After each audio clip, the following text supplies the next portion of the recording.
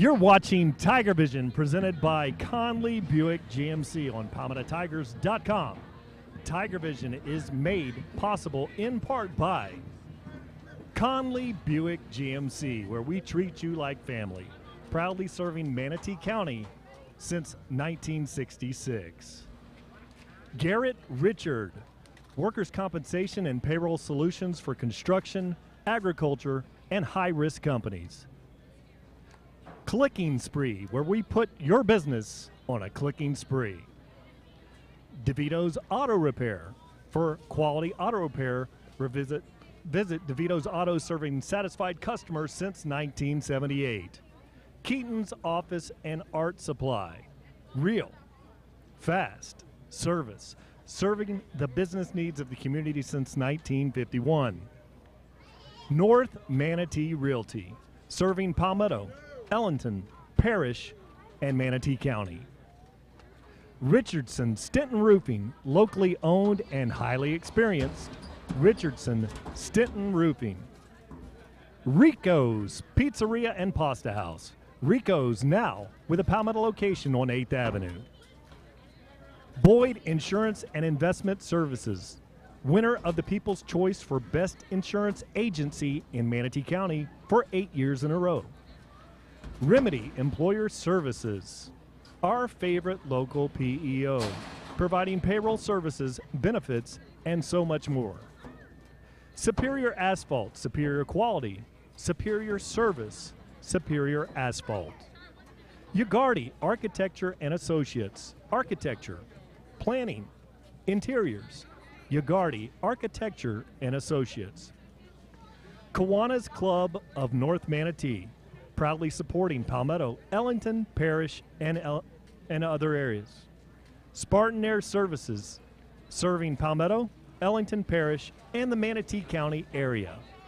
Hungry Howie's of Palmetto. Come join us to watch the Tigers. Great food and always a great time at Hungry Howie's. Wing House of Ellington, proud sponsor of Palmetto High Sports. Bring your friends and join us for some great wings. Asa Power, located in Palmetto. We're an electrical contractor with over 25 years of experience. Florida Patio Furniture, Inc., resort-style pool and patio furniture, designing furniture for your business, home, and garden. TigerVision is presented by Conley Buick GMC. It's now time for the Manatee County Fair pregame show. Well, welcome everyone to Palmetto High. I am Brian Varnadorn. I'm joined tonight by Rick Wells and Ken Burton Jr. A beautiful day here. This beautiful fall weather. It's about 91 degrees right now for you people that are watching from North Carolina and places like that. But it's going to dip down by the end of the game, to a very comfortable 85, 86 degrees. So it's beautiful here in paradise in Palmetto, Florida. Last week's game was just a phenomenal game, and that you saw the Palmetto Tigers. We're going to have pause now for the national anthem.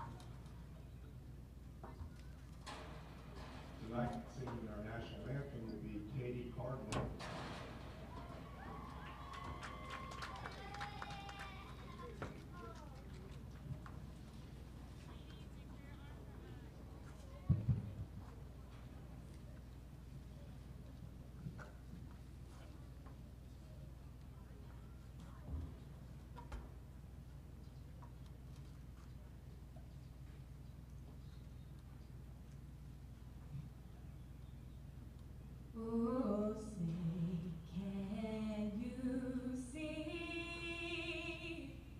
by the dawn's early light what so proudly we hailed at the twilight's last gleam?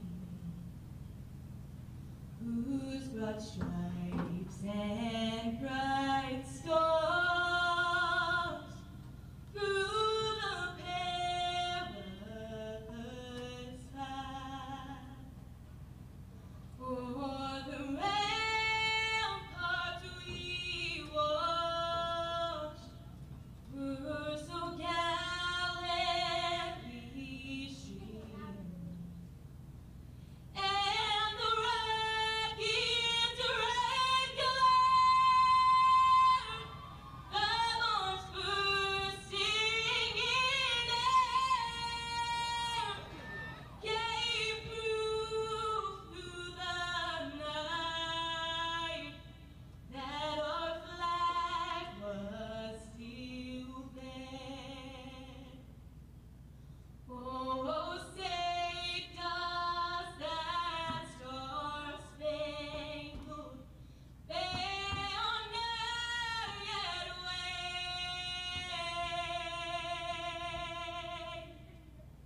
o'er the land of the free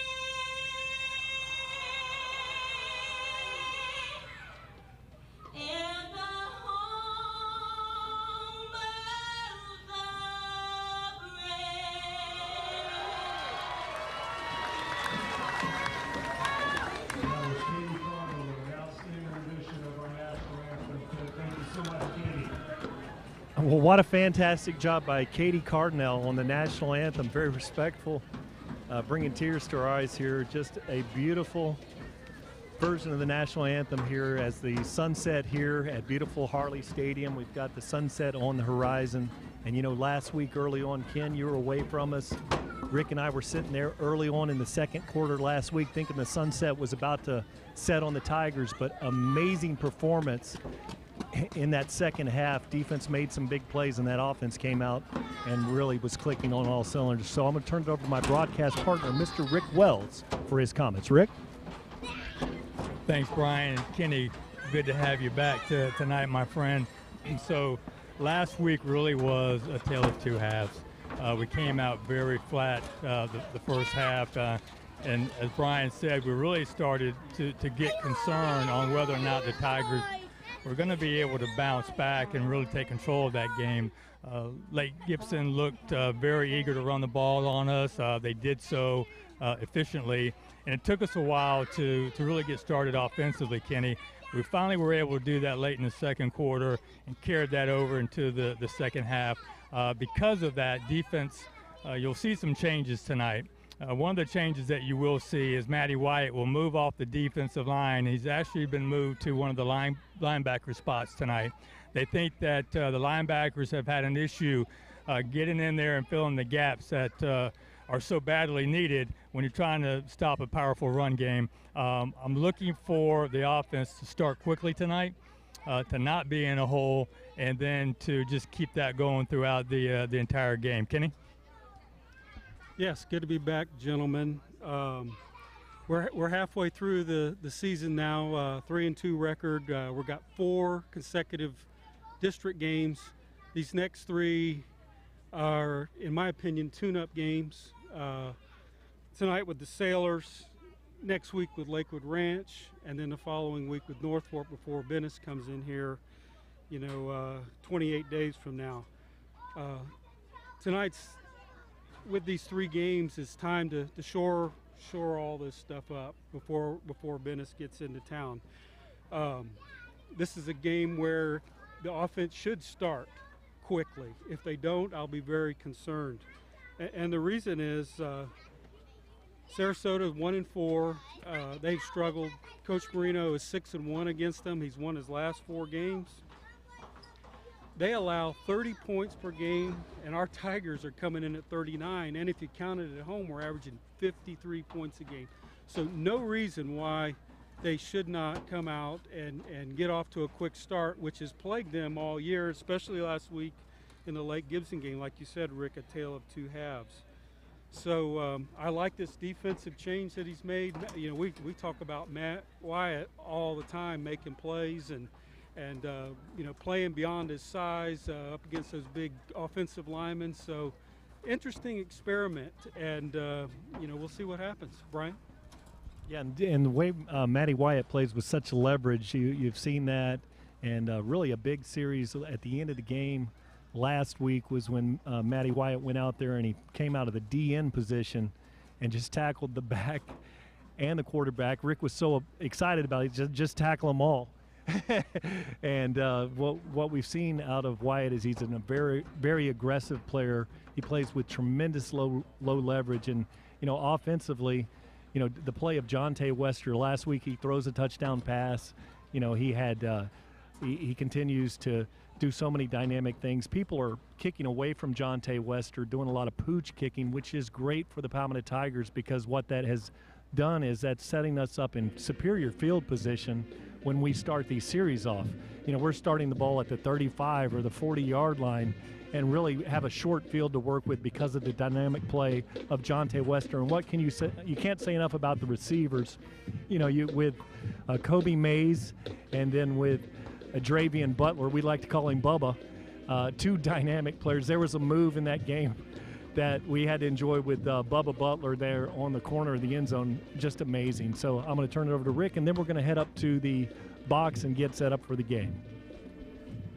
All right, Brian, once again, going back to Matty White, Coach Marino really believes that Matty will be able to control the linebacker spot. He believes that Matty is quick enough and he's definitely strong enough to get in there and to take on any blocks that come his way and to make the tackles on the run game. And really, we're just looking for a little bit of extra play out of the linebackers to fill those gaps and to control the running game that we have struggled with so much. Offensively, we are who we are. We may start slow, but we end the game scoring 40, 50 points a night, and I don't see us being any different tonight. So we're going to get up to the booth, and we're going to look for an exciting game tonight. Thank you. Hey, Tiger fans. Tom Porter here. We're just transitioning over to the guys get back to the booth, getting ready for a great night of football. It's a balmy 87 degrees tonight. Feels like it's 97 degrees. So typical summer game in Palmetto here. We're very much used to those. I know we just watched a little earlier here. We had the JROTC crew come out, and I wanted to recognize them by name. Cadet Captain Camacho, Cadet Command Sergeant Major Canales, Cadet Sergeant First Class Norwood, and Cadet Corporal Jubin. They do a great job every week representing the country, doing the Pledge of Allegiance for us, the National Anthem. They do a great job. They have a great ROTC, JROTC program here at Palmetto. It's headed up by Sergeant First Class Baez. The guys wanted me, I asked them if they had any messages for anybody. They wanted to say hi, Mom, and hi, Devin. So we appreciate everything you guys do. We were talking about the weather and it being, it feels like 97 degrees out here. Not an ideal night. We'd love to have some nice, cool football coming in the next couple of games here, hopefully. Doubtful, but hopefully. But one thing we can be thankful for is we don't see any lightning cracking. I don't see any rain clouds in the background. It's been very wet around here lately. That's not great for footing and football. Slows the game down. So we're hoping tonight that we'll be able to get a little better traction, a little better speed, and really see the Tiger speed really stand out. So we're looking forward to a nice, clean game. It also helps cut down on injuries. So we're hoping that's going to play in our favor against this Sarasota Sailors team. So players are getting ready to come out. We've got the cheerleaders lined up with that big, awesome Tiger mascot to run through that we got a few years ago. As I stand at this vantage point, I don't know if you can see it on the camera or not, and you see the new locker room over there with the big Tiger head cut out, Tigers in big letters, the blow-up Tiger mascot over here, the music and pregame, the flags, the new flags on the top of the stands over here. This program has come a long way. Coach Marino has done a good job of creating a program, not just a football team. And it's really nice to see all the advertising and TigerVision, the way it's developed into a bigger deal. And it's just really great to see when we put some hard work in, how well we can make the program come together. And we're hoping this equates onto the field and continues to improve. And we're looking for a quick start tonight. Obviously, we've started slow in the last few games. come back and able to put together a valiant effort, win some, lose some. But I think Coach Marino's message this week was, let's just finish. Let's just continue that streak, that second half we had last week. Let's start this week with that same intensity, put some points up early. So we'll see if they're able to do that. So I'm going to send it back to the booth this time. Well, we're in the booth, and it's a beautiful night here at Harllee. You know, very warm evening. The Tigers are getting out ready to approach the field here. You know, and it's great to have Tom Porter back with us, and he does such a great job. And Ken Burton Jr., we really missed you last week. You know, we know that this is a 7A game, and this would be a game where the Tigers really need to have a win. It's a very important district game. You know, you would think Sarasota is a little undermanned on this game, but that's why they play it here between the lines, and they play the football games. And we'll see how this make sure this Palmetto Tiger offense and defensively, the team does not come out flat. Absolutely. We don't want to have a trap game here, but we don't have Venice to deal with for a couple of more weeks, and we're sitting pretty good in the play. They came out with the rankings, and we're to the point where I think we're seeded number 5 in our region, which basically means we control our own destiny at this point. So they would like to be undefeated now, but that's not the case. So we got to just finish, much like our offense does at the end of every game, finish strong. Rick? Yeah, right now, guys, I mean, we're sitting in the same position, basically, that we were in last year. And I think if you look at the playoff standings, the way the new format is, we're still, you know, within that top 8. Yes. And so we just need to continue to win. We need to continue to put points on the board.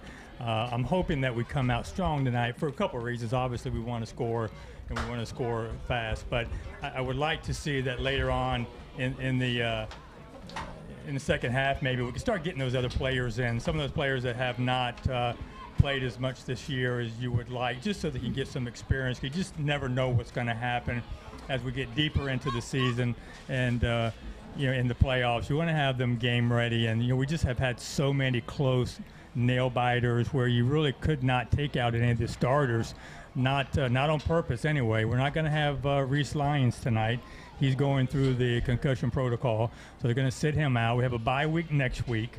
And then we'll have Lakewood Ranch, I believe, after that. So And then Northport. Exactly. So that'll give Reese some time to recover, and you're always going to have some nicks and cuts and some bruises here. So there'll be a much needed bye week after a very, very tough first half of play here for the Tigers. Yes, this is the time where to get some of these young players in and build that depth, because you just never know when somebody's going to go down. Like Reese, you know, it was a freak accident on a PAT field goal, and so he has to sit out tonight, and to shore up special teams as well, because a lot of games are won with that 1/3 of the game.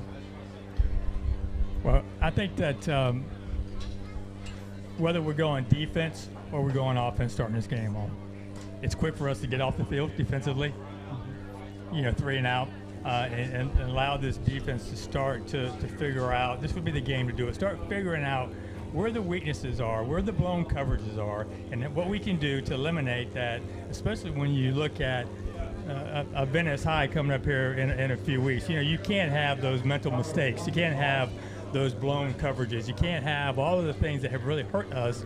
We've been able to overcome them because the offensive unit has been so explosive, except for when we played Braden River. Braden River, we had an opportunity to put them to bed, and we just couldn't do it, and we know what happened there. Well, the captains tonight are Anthony Marino, Derek Marino. Rumpf is out there with Johnny Jones, and they I didn't catch that if we elected to receive the kickoff here or if we won the toss. I didn't see it either, Brian. I was moving things around, getting the rosters together before the game, but now Coach Dan Whidden has the fog machine in excellent form tonight, fellas. I think he must have tuned it up because it's really blowing out some smoke here already, and we may have to delay the start of the game just to get this fog out of here. I think for Dan, I think he's got perfect optimal conditions. because if you look up at the uprights, there is no wind, so he is maximizing his fog output tonight, and it's making up a nice, decent cloud here, guys. We really And missed here- your analytical input here, It's and scary, the way isn't it? that you're able to just spit out those incredible numbers, Kenny. I mean, thank you for that. Hey guys, let me jump in real quick. I'm here with Coach Brito. Coach, last week, the end of that game, this team was phenomenal. Everything seemed to be working. Everything seemed to be going strong. How do we continue that intensity in the second half of that game last week to this game starting out? Well, it's going to start with our defense. Our defense really has to set the tone. They got to go out there and get a 3 and out, and kickoff teams got to pin them deep, and so they got to play a little bit more, play with a little bit more passion and fight. And then, offensively, we're going to do what we do, and and score. That's what we're expected to do. When you got 8 guys returning from last year's team, that's what is expected of them, and they're going to do it like they have every week. How did the kids respond this week in practice in preparation for Sarasota? Well, we made some adjustments, some personnel changes on defense that we think are going to, make that difference and give us a little bit of a spark on defense. So we'll see how it plays out. All right, Coach, good luck in the first half. Hey, guys, just a little side note here. Reese Lyons is not dressed for this game. I believe he has some concussion protocol they're following just to make sure he's okay, so he will not be playing at all tonight. Back to you.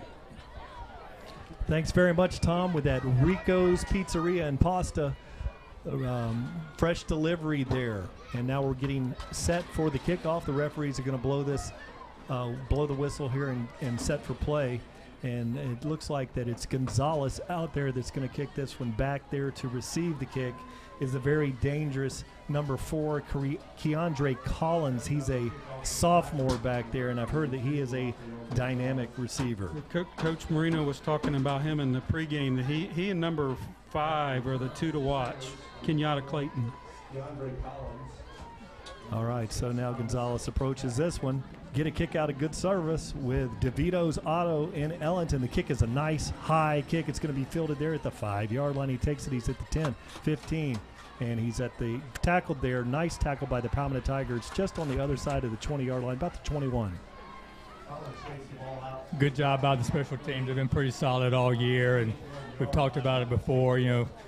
When you look back at the last 3 years, something we were not used to with Freddie kicking into the end zone. But so defensively, I'm really anxious to see if these new changes help this defense stop the running game, guys. Well, he's already lined up smack in the middle, Matty Wyatt, lining up at the Mike linebacker. So you got Wester out here in coverage. Charles Miller is out there at DN. You've got Big Floyd Dozier Jr. and Bembry in the middle of the line. Derek Marino comes up here in weak zone coverage on this side. There's the handoff. Fakes the handoff. Now he's looking for a play, and he's going to be tackled there. No gain on the play by Robbie Peterson is the quarterback there, number 2. He's a senior, and that's going to be a loss of about 4 yards on the play. Yeah, and that's another change that you're going to see tonight. That's going to be Cummings that they have put on the end, and that's outside linebacker. They're moving him around. He's got a lot of speed, so you really have got Cummings and Matty Wyatt in there as 2 new players on that linebacker crew. All right, now he's waiting this one. Peterson in the backfield. He has 2 receivers out here. Fakes the handoff inside, keeps it again. Quarterback keeps trying to find an edge. Good tackle over there, and that looked like a Nowhere to go. Yeah, nowhere to go. Rumpf over there with a great tackle. So already we're seeing a little bit more quickness than we've seen over the last few weeks, especially containing the edge. And we talked about that, Kenny, Brian, and I did last week, that we really just gave up the edge on so many plays, and we did the same against Braden River. And I think that's one of the reasons you've got Cummings over there. He's got a lot of speed. He's a great tackler, and somebody that hopefully will help shore up some of these tackles off the edge.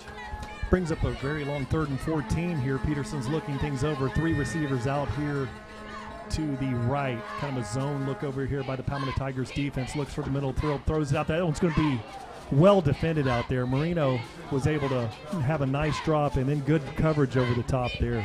That had to be Day Hill back there in coverage. Yeah, they were trying to throw that big number 87, big tight end Quinn York, who we don't have any sizes up here on the roster, but he's got to be about 6'1", and got to be pushing close to 200, Kenny. 200 He's pretty easy. thick. He's a big kid. Now here we go. Here's your chance to see if you're watching the Tigers for the first time. Jonte Wester, one of the finest punt returners you will see, and kicking that to him is Kyle Manitz. And he's got the ball out of there. A nice kick. Let's see if he outkicks his cover. Wester's got it. He's at the 50-yard line, cuts it up to 45, and he's going to be tackled at the 41-yard line. So great field position for the Palmetto Tigers. Yeah, I think you couldn't ask for a better script to start the game. 3 and out. Coach still trying to fine-tune that defense. And the other thing I know he was talking about was where they can be comfortable with each other besides, experimenting. He's just still looking for that right combination. And Rick, it was good here on the first series. Yeah, absolutely. We talk about, each guy doing their job. I think that,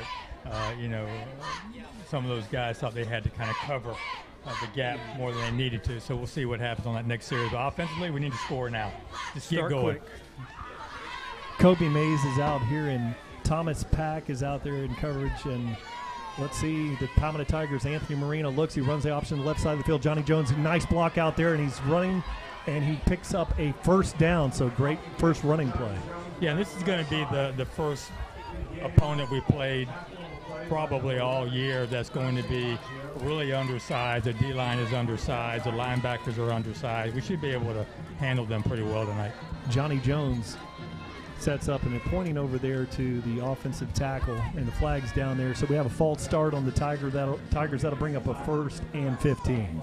Okay, our first challenge. What I liked on that first play was nice hole for Johnny Jones to run through, but Bubba there in the slot made a nice block to create that hole.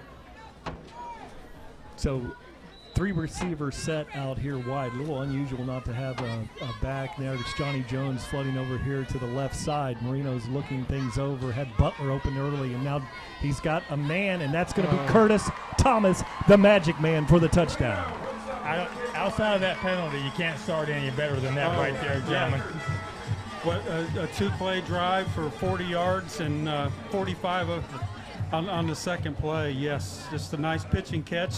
Send your fast guy down the field, and they were blitzing there. One of their linebackers almost got to Marino, but got it off in time for the score. Yeah, that was a good job. I mean, think about it. He stayed in the pocket. He threw a beautiful pass, led him all the way, let Curtis use his speed and get underneath it. So just a great job by Anthony and the offense. And there's the kick, and it is up and good. So your Palmetto Tigers lead this one with 9 minutes and 50 seconds remaining in the first quarter, 7-0. Yeah, one thing, researching the Sailors, first thing you see is their roster on Max Prep, and they have everybody, 2 platoons, playing offense and defense. And for a 7A school, as we see the replay here, you can see the touchdown. There's the linebacker coming in, or some blitz. Yeah, and Curtis Thomas on a post corner action.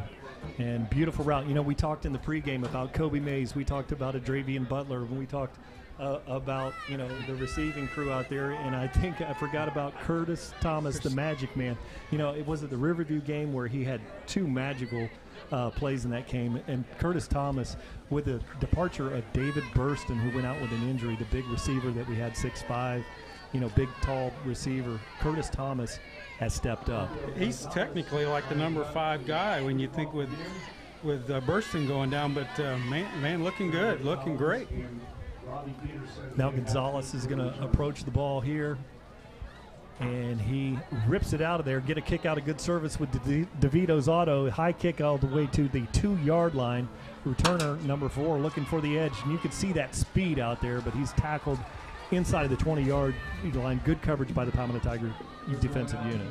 Yeah, real good job again. Got them pinned back here. Give the defense an opportunity to come out here and make another stop. And not to really just. I don't want to be repetitious here, but we really should manhandle this O-line for Sarasota. We should be able to control the line of scrimmage, and we should be able to get some of that push up front that we haven't been able to really experience much the entire season. Sarasota takes this one. Peterson out of the shotgun. He puts the big back in motion, tight end in motion, hands the ball off to the middle of the field, and there's going to be no gain on the play. Good defense, Tiger. Yeah, great stop. Sarasota, we talk about our offense being slow to start and finishing strong. They have really yet to start this season. They have struggled. A lot of their games, a lot of threes and outs, turnovers. They have really struggled to put up points, and we're seeing more of that here tonight. So with 9 minutes and 33 seconds remaining here in the first quarter, Wester is out there. John Wester's out wide. He's got the very dangerous Kenyatta Clayton that he's covered. He drops back deep and is dropping. It's throwing it out there to big 87. He slips on his cut, and that's going to be Quinn York. And, you know, we didn't get heights, weights. He's a senior, but he's a big tight end out there. He is a big tight end, and, you know, we have struggled with tight ends. Braden River? Off and on, with Braden River. How many years? You know, once again, you have a tight end that's breaking free, and the coverage is downfield, and so a linebacker has to be focused on that tight end, as we know, and I'm sure they'll get that worked out. Yeah. Here, Coach Cucci's probably right now stepping on his visor. Yeah, he's probably in the 6'2", 6'3" range, probably a good 225. easy, yes. He's pushing 220. Big boy. There now the quarterback Peterson looks out and drop there, so that's an incomplete pass. So it's going to be punting situation for Sarasota. So you can see some of the reasons why Sarasota has struggled offensively all year. They are having a hard time getting anything together. They get a good play from their tight end, and they can't convert a 3rd and 5. And when you are on your own side of the field all night, you can't convert a couple first downs, regardless if you score or not. You know, you've always got your opponent with good field position. Now Kyle Manatee is dropping back there to punt this one. He's a sophomore, nice-looking punter back there. Gets a good snap, kicks it out there, nice kick, and it's going to be fielded by Jonte Wester. He's got the ball at the 40, he heads for the right sideline, gets a big block there. That's clean, and he's at the 40. He's gone. And he's going to shake this kicker. Good tackle there at the 19-yard line. We got a flag down, of course, too. Anytime he has a great return, there's a flag. That was not a block in the back. If you looked at that, it was a decleater, and it was a face-to-face shot. So they did wave off the flag, which is a proper call. Because this is what you had. One of our big up-front linemen was just laying on top of one of the – Yes. Right? I mean, there's nothing wrong with that. He just laid and took a little break, and you'll see it here on the replay. Check it out on the North Manatee Realty replay here. He gets a nice punt off. Basically outkicked his coverage. Nice punt. Wester, clean catch. Now watch this block in the middle of the field right there. He's clean, got his head across the bow. And then everybody was pulling off those block in the backs. Good job, Tigers. Comes right down there. the sideline. Night. And he gets right. Now Marino rolls middle of the field, got a receiver, and it's going to be caught there by Wester. Goes for about an 8.5-yard gain on the play. They're coming out in the no huddle. I like the approach here. Well, this is a time for us to experiment somewhat. You know, we're good at the no huddle already, but open up that passing game a little bit and see what we can do. Marino comes, option. He got it to the left. Some nice cut. Johnny Jones cuts it all the way back. Clean sailing, Johnny Jones. That was just a real nice shake and bake there by Johnny Jones. We know how hard-nosed he is, but he can tear some ankles up as well when he makes those cuts. He just cuts on a dime. All of our tailbacks are able to do that. So good run by Johnny. Looking at 13-0 here early in the first quarter, and this is what we needed to see, guys. Yeah, absolutely. Yeah, we're not even to the water break, and we've run 4 offensive plays, 2 for easy scores. Rafael Gonzalez, a good snap by Nickel. The kick is up and good. Spot by Anthony Marino. So get a kick out, a good service with our friends at DeVito's Auto in Ellington. Your Palmetto Tigers lead this one with 7 minutes and 26 seconds on the clock, 14-0. Yeah, great start, both offensive and defensively. I think Coach Marino would have to be happy with the start here, and unless Sarasota makes some drastic changes, I don't see anything here. As we see the replay, following his blockers. Look at that, nice blocking downfield, easy score, running in untouched. I love that, Ken. Thanks for walking us through that. But as you could see with Johnny Jones, really an option play designed initially for the edge, and great runners run to daylight. It doesn't care what the play call is. and that cutback that he made there Yes. to the right, it was just blissful. Great cutback by Johnny Jones. Now Gonzalez is going to kick this one off. As I mentioned before, there's 7 minutes and 26 seconds here on the clock. Get a kick out of great service from our friends at DeVito's Auto, who might be wearing that one out tonight. This one's a short kick, gets a good bounce there, takes it in. He's at the 20-yard line trying to find that edge over there. Oh, And nice. Nice tackle over there on the boundary. And that's it looked to me like that was probably That's going to be Corian Corian? Brown. Corian. All right. That's good that your running backs can get down there and cover a kick like that and make a great open field tackle. Nice tackle there. And the Palmetto defense is going to line up in a looks like we're going to be a single high safety. Let's see what as this unfolds. Wester's out here in 101 coverage with Kenyatta Clayton, and you got to watch out for Keandre Collins, and he's kind of moved his way into the backfield now. Peterson takes this one, tries to draw his Tigers off sides, and there's that back running through there. He picks up about 3 on the play, and excellent tackle there by Derek Marino. Might be their first offensive positive yardage. I for think the so, night. yeah, and Derek had to clean it up, but good hard tackle. And He was in his gap and made the play.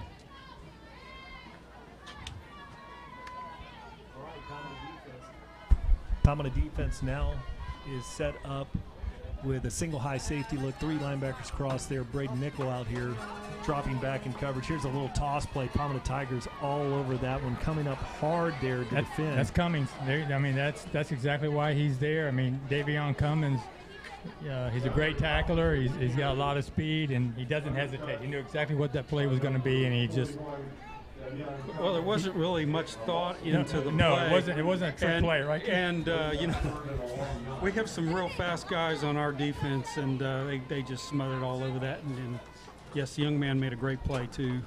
6 minutes, 22 seconds. And the Tigers now are defending. It's about a 3rd and 11 this time. Peterson's back there in the backfield, and over here he's got Terrell Pack out here wide in the slot. And look at Wester out there in press coverage. Now he looks middle of the field, throws it out there. Good reception. First down on the play. Slips on his cut. So, and that was number 6, which is Thomas Pack. There's 2 Pack. It must be brothers playing on this team. Reminds me when the Batee brothers were playing at Sarasota. You know, That's now right. that Batee kid's over there playing at Braden River. Boy, I'm sure that they miss him a fine back. But there's the Pack. And a good tackle by Yeah, just a simple down across the middle and run to the chain, and quarterback nice pitch and catch to move the chains. Yeah, I guess and water that's- break. Yeah, that's really probably. I mean, that was Maddie's man there as he's coming out. And, Maddie's still learning this position. They just 1 moved, week? Yeah, they just moved him. I don't even know if it was 1 full week. So he's still learning the passing responsibilities of this game. He can dang sure clog a gap and put his head in there and make a tackle. But he's learning the responsibilities as a When you're pass a linebacker, coverage. you got to watch the tight end and the backs and the wide receivers coming across the field and pick them up if you're in the zone. And you kind of have to have your head on a swivel. And with that water break, I want to mention Richardson Stenton Roofing, locally owned and highly experienced. The storm season is still here. So instead of hoping for the best, sitting under that old roof, it's time to peel that thing off of there and put on a brand new roof. And also lowers your cost on your homeowner's insurance. Now it's out here, and 6, that's Pack again, and he goes for about a 4-yard gain on the play. Oh my goodness! I saw that hit coming there. That was Mike Goff. Mike Goff again. They teed him up, the receiver there, and Mike just laid him out. Maybe we can get the replay on that. So 6 minutes and 22 seconds. It's the 2nd and 5 now for the Sailors. They're having a little success here the last few plays, and Palmetto Tigers are going to, they're sorting this out. A little bit of a shuffling the deck with the defense here, but looking pretty good. And this is good that they're getting tested like this, so they can learn to rely on each other and play their responsibilities. Terrell Pack is out there wide to the left, and you have Kenyatta Clayton out here to the right side of the formation. And then Robbie Peterson is back there awaiting the snap. And he looks, throws a little bubble out there, and a good tackle, and it goes for about a one-yard gain. Yeah, Day Hill. Now, I know you find that hard to believe. That was a high tackle for Day, right? Yeah, it was. That was a good job. You know, the receiver was doing a pretty good job blocking Day, but he was able to get off of it, make a good tackle. Brings up a 3rd and 5 again for Sarasota. Another wrinkle that you may have noticed there, Matthews was in there as defensive tackle, normally an offensive tackle out there, giving the Tigers a little additional size out there. Now Rumpf is out there at DN, and along with number 88, and I don't have him on my roster. Rick, you may know that single safety look for the Tigers. Peterson looks, and there's a false start. So that's going to back him up 5. So that is going to be a 3rd and long now. When you've struggled like that all season, and to get a little momentum here, that one really hurts there. No, it really does, Kenny. And, you know, we can look back at some of the drives that we have hurt ourselves on, and we always talk about it up here, man. Those mental mistakes that really hurt you, especially when the game gets later on in that 4th quarter, and you really got to score or pick up a first down. All right, Kenyatta Clayton is out here along with that big tight end, Quinn York, in the slot. Peterson awaits the snap, looks things over, rolls to his right. Look at that pressure coming in from the inside. That's Day Hill. No, that's 88. You know, I don't have him on my roster, but that was... He's not on a roster. He's got some great speed. He played that perfect. Got a flag back there, Brian. Are we going to have a... holding, it's got to be. Looks like the penalty will probably going to be with the hit on the quarterback. He kind of drove him into the ground, and the flag landed pretty much where he was at. There was no blockers around, so I'm assuming it's going to be a personal foul here in the middle of the field. Of course, who knows? Thank you for that, Rico's delivery from our sideline reporter, Tom Porter. Tom, while you can hear me on the air here, give me a number 88. He seemed to have a fairly decent game, and I need to pick him up and see what his number is on the Palmetto Tigers. Number 88 you're looking for. Okay, I'll find it for you. 10-4, Tom, thanks. So an intentional grounding on Yeah, that. so both those penalties are going to be on Sarasota. And so that is with 4 minutes and 19 seconds. Palmetto Tigers elect to take the penalty. So they had a decent drive going, had moved the chains a couple of times, and one penalty has set them in a tailspin here. Hey, Brian, that's Bradley Fishburne, number 88. He's a junior. Bradley Fishburne, the junior, and he made a couple great plays last week. So I apologize to Bradley Fishburne and his family there, but he's a player. Yeah, that was great coverage. Well, he gets the punt away, and it's going to be Jonte Wester gets it at the 45. He's the boy. Look at the speed. Cuts to the middle of the field again, and he goes to the 28-yard line. Wow, he's smelling that end zone with these short fields. He's just, you can just tell he's thinking, all I got to do is beat a couple of these guys, and I'm going to get in that end zone, Rick.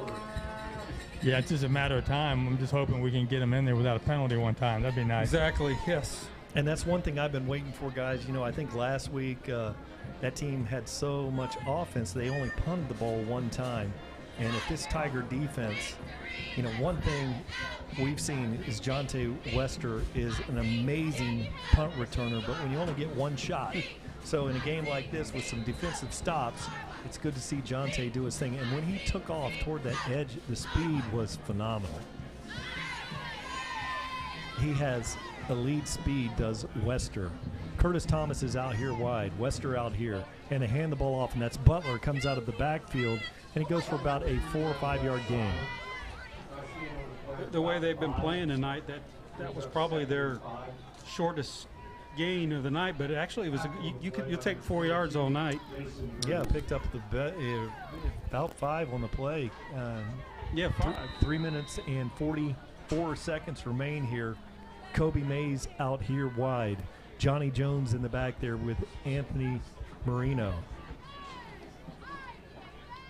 Here comes Butler in motion, fakes it to him, handoff to Corian Brown. Look at him, he's going, he's got the edge, 5, 4, 3, and he is in for the score. Yeah, just another great run by Corey. And, you know, we talked about him earlier. Sometimes we forget how dynamic he is as well because he has a hard time breaking that lineup. But tonight he's getting his Showtime form, and he is showing off for the Tiger fans and letting us know he's still a great player. What he reminded me there was with that run, Rick, was want to. You could just tell he was going to do whatever he had to do after he got past the first level to get in the end zone. Great look there by our North Manatee Realty. And now the kick is up, and it is good. There's your Kiwanis International end zone shot. So your Palmetto Tigers lead this one 21-0, 3 minutes and 25 seconds here in the first quarter. Yeah, we're moving right along here, and the way this thing's going, I don't want to jinx it, but we're going to see a running clock here pretty quick. Well, they've had a couple of them on them already this year, so no surprise. If you think back to the history of Sarasota, it's kind of sad what has happened to them over the last several years, and you have players that have left Sarasota for other programs and a lot of talent, and I just remember back in the 80s how big of a rivalry this was when we played Sarasota.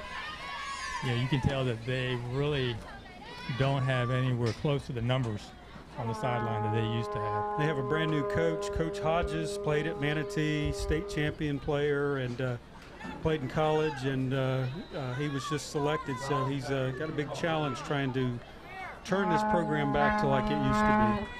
Now get a kick out of great service for our friends at DeVito's Auto. Gonzalez approaches. There's your North Kiwanis replay. Look, it's a high kick. It's fielded at the 10. Good coverage there by the Tigers initially. And then we've got a penalty out there, and that's number 4. Ooh, that's going to be very close to the edge. And that's that number 4, Keandre Collins.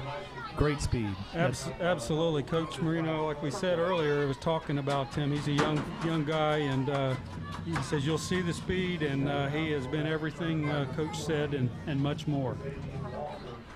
Yeah, Lazavian Walker makes play. I thought I saw a field out there in the middle. We have some type of maybe a low block. Coach Cucci's, or is that Marino, tell him to go.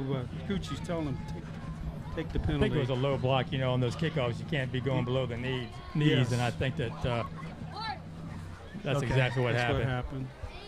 All right, not a chop block, but blocking below the knees. 3 minutes and 17 seconds remaining here. This game's moving on extremely fast, and that brings up, they're going to start this one at the 16-yard line. So not good field position again. Keandre Collins is back there in the backfield with Robbie Peterson, awaits the snap. Palmetto High in a 2 DB coverage there. Now they swing it out there, shakes a tackle, and is tackled maybe a yard gain on the play.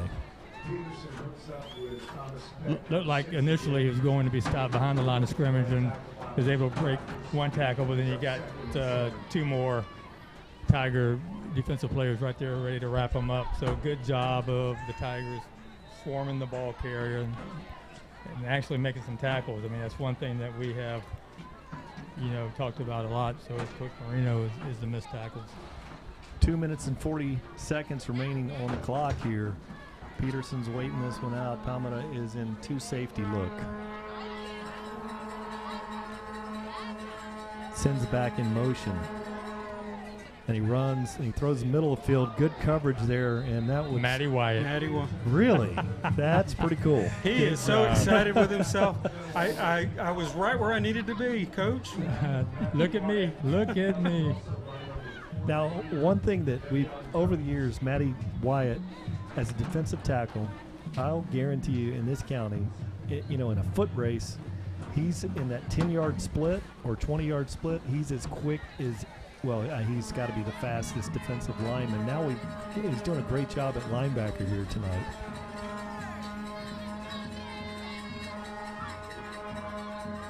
Now we have movement along the offensive line, and so that's going to be a timeout there by Sarasota. That'll be their first. Yeah, it's a big third and looks like a 3rd and 6, 7. They definitely need a first down. And I imagine Matty Wyatt lining up with his hand in the ground all these years, and now he's standing up. That's a big enough change right there to try to learn a new position that quick. So that brings up a 3rd and 7 here for the Sailors. 3rd and 7 for the Sailors, a whisper's nightmare. But 2 minutes and 23 seconds on the clock. Having some fun tonight. We've been in so many nail biters this year. Rick and I and Ken, we don't have any fingernails left. It's kind of nice to be in front of this 21 thing. zips, nice. 21 in the zip first quarter is nice. And that's Malik Bryant out there. Collins in motion. They throw a little Utah pass to the tight end. Doesn't go for the first down. Big hit over there. So that's going to be punting situation for the Sailors again. I like Coach Hodges on the play call. Saw Manatee run that thing with Canaan to perfection. Great, and that's probably where that came from, that Hodges played for Canaan. So not a bad call, just wrong. We were just there, Johnny, on the spot. Well, I mean, for that play to work in, you got to have some blocks on people, and Manatee never had an issue with that. No, they didn't. So High eventually, snap. Yeah, they'll get that eventually. Wester waits. He's going to shake this first guy. Check it out. Oh. Whoops! And then he's at the 50, and he's at the 40, looking There it for a is. block It's out coming there. back. 30, Have a flag. 25, and now he's still wow, and all the way down to still going to the 3-yard line. There's that one's coming back. All right. I don't care if it's coming Blocking back. the back. Let's check this out on the North Manatee Realty. Tom, we're gonna get a replay here. Walk us through this. You can't see this, but that first move was just amazing. Yeah, the punter hung that thing up there forever, and he caught it right as the guy was going to tackle him. And as you called it, watch this move. And he just put a nice move on him. I got to tell you guys, I don't know if the camera caught that block there, but that was a chest-to-chest, full straight-on block the way you teach it. His head was up. There was no block in the back at all on that. I don't know if you could see that on the replay or not. We're No looking at the telestrator. replay here, and Look in the middle of the screen. nothing there. Everything's clean, and he's coming. Right. Oh, that's chest-to-chest, face mask to face mask. Absolutely. Yeah, that was you're a perfect block. Great call there by our Rico's sideline delivery. And look at Jonte Wester, the moves, and of course, He's just got different gear, Well, Brian. the referee saw him coming down on his stomach. He didn't see the contact. Yeah. That's the bad thing here. so another 65, 70 yards away from Jonte Wester. Here's Johnny Jones, middle of the field, gets a good body lean, and goes for a big first down to the 42-yard line with a minute 15 left in this first quarter. I see Tom Porter down there giving Coach Robbie Stevenson the lowdown because We're that's talking about the crackback block possibly being the call, but man, I just No, we don't know anymore, Tom. We don't know what the calls are. that's terrible. Here's the option out there, and that's Johnny Jones. Gives him a little lame leg. Good tackle there, coming up to make a good tackle, and that goes for about a 4-yard loss. And I think that's probably the first time they have caught us for negative yards, but after we ran for 25 before. And that's Kyle Manis, the punter, out there on defense. A lot of these guys are playing both ways. Yes. Comes up there from his strong safety. He was still mad about that punt return. He's doing That's- a great job punting. That's also number 7 that tackled Jonte Wester in the open field down here at the end to save the touchdown. That's rare, yes.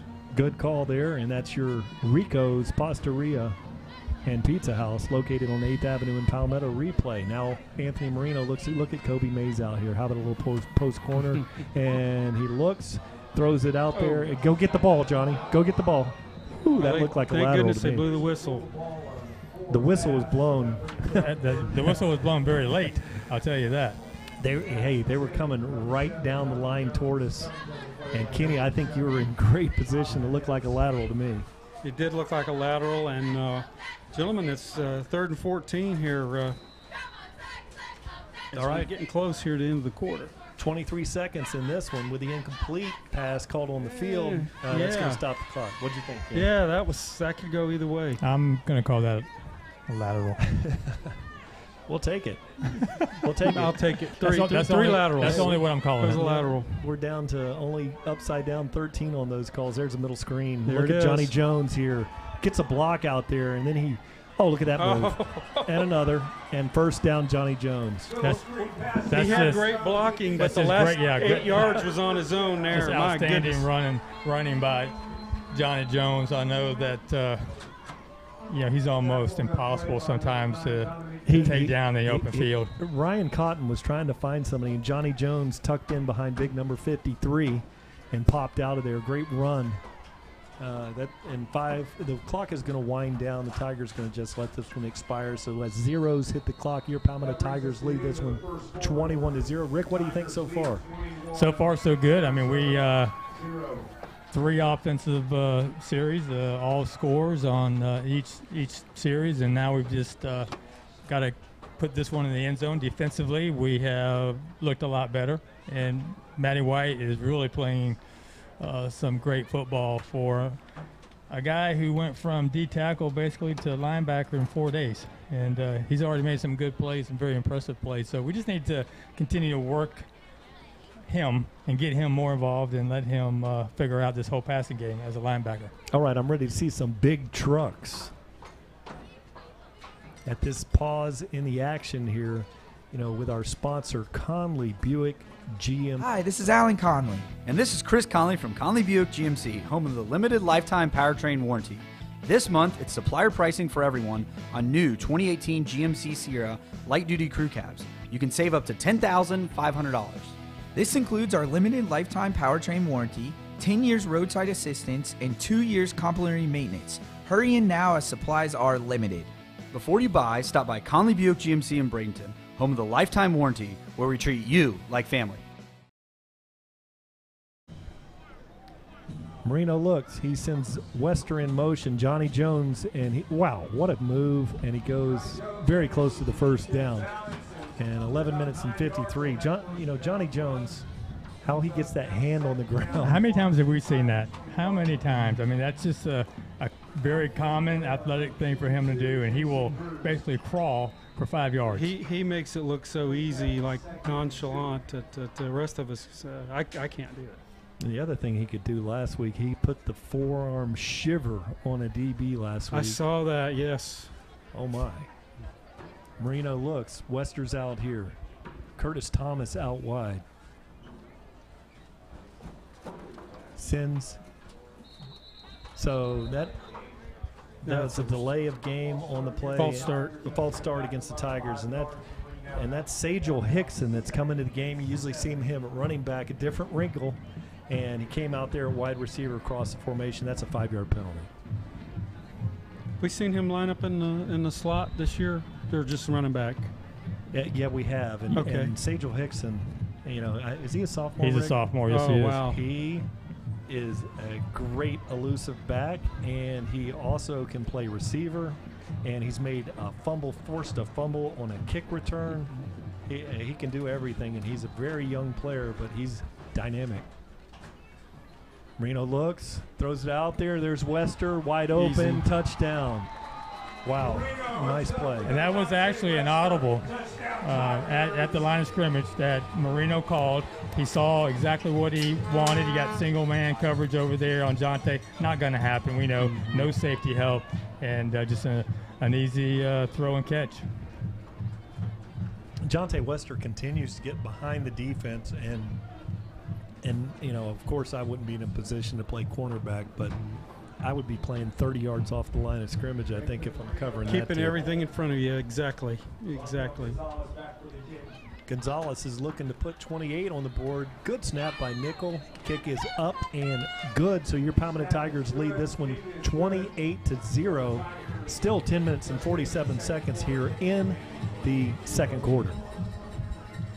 So really what we're saying is, Jonte, we apologize. We can't help you out on these punt returns and these kickoff returns. So let's just try to get you in the end zone offensively. We'll just throw you a couple passes. Maybe we can save the punt returns and kick returns for Venice so we can get those shored up because we're going to need everything in a month. Well, they come to town. So true, Kenny. And if you think about what happened against Braden River when he ran that kickoff back, the mystery block once again.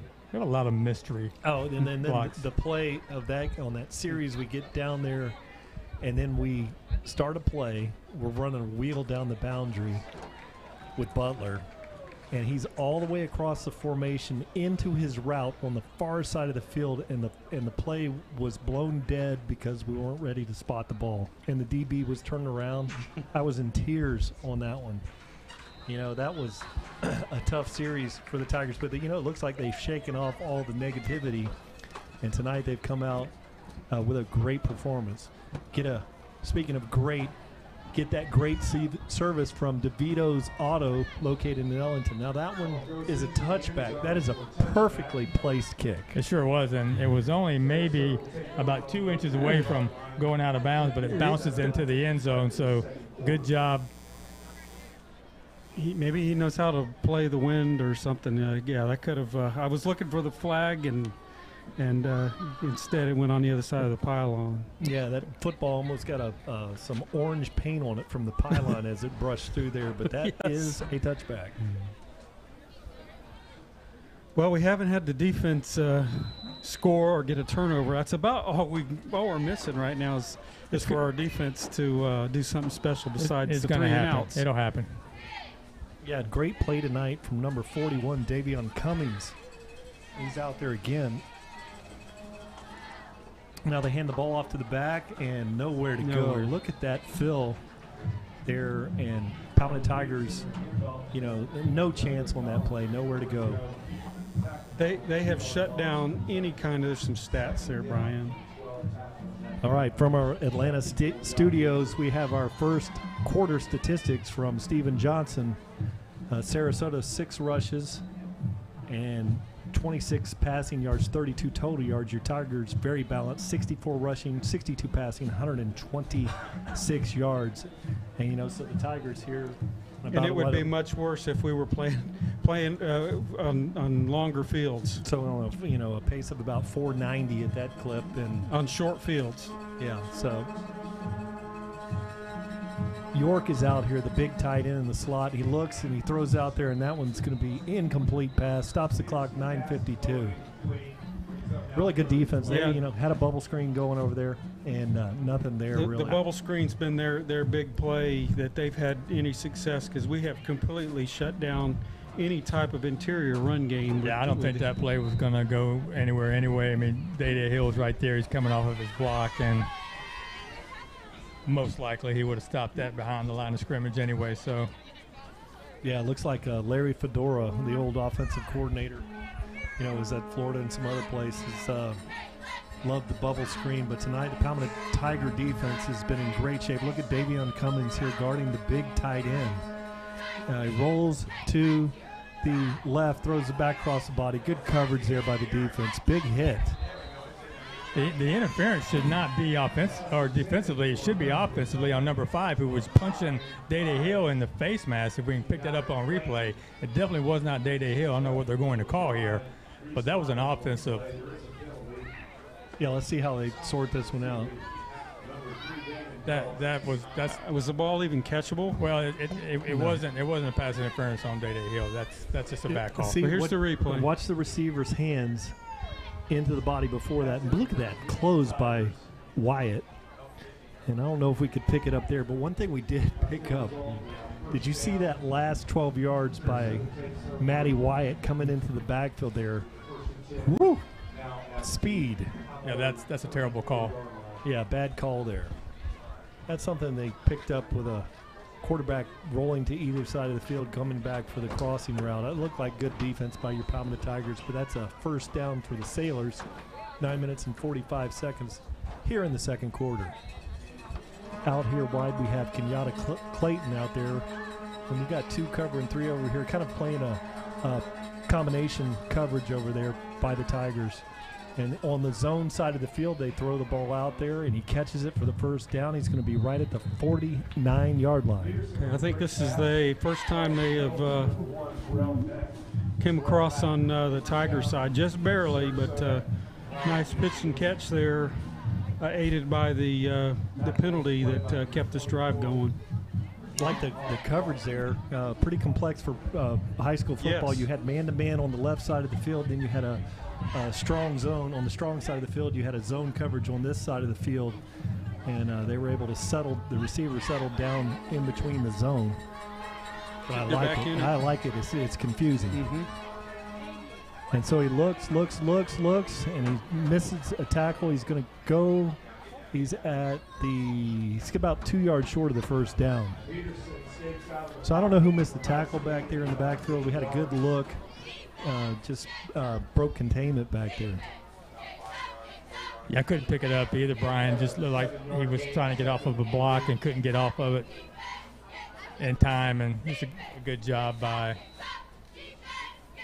the quarterback to pick up some big yards there on second down. And just like last year, you've seen this Robbie Peterson here. He's an athlete. I mean, he is very fast. 2nd and 4.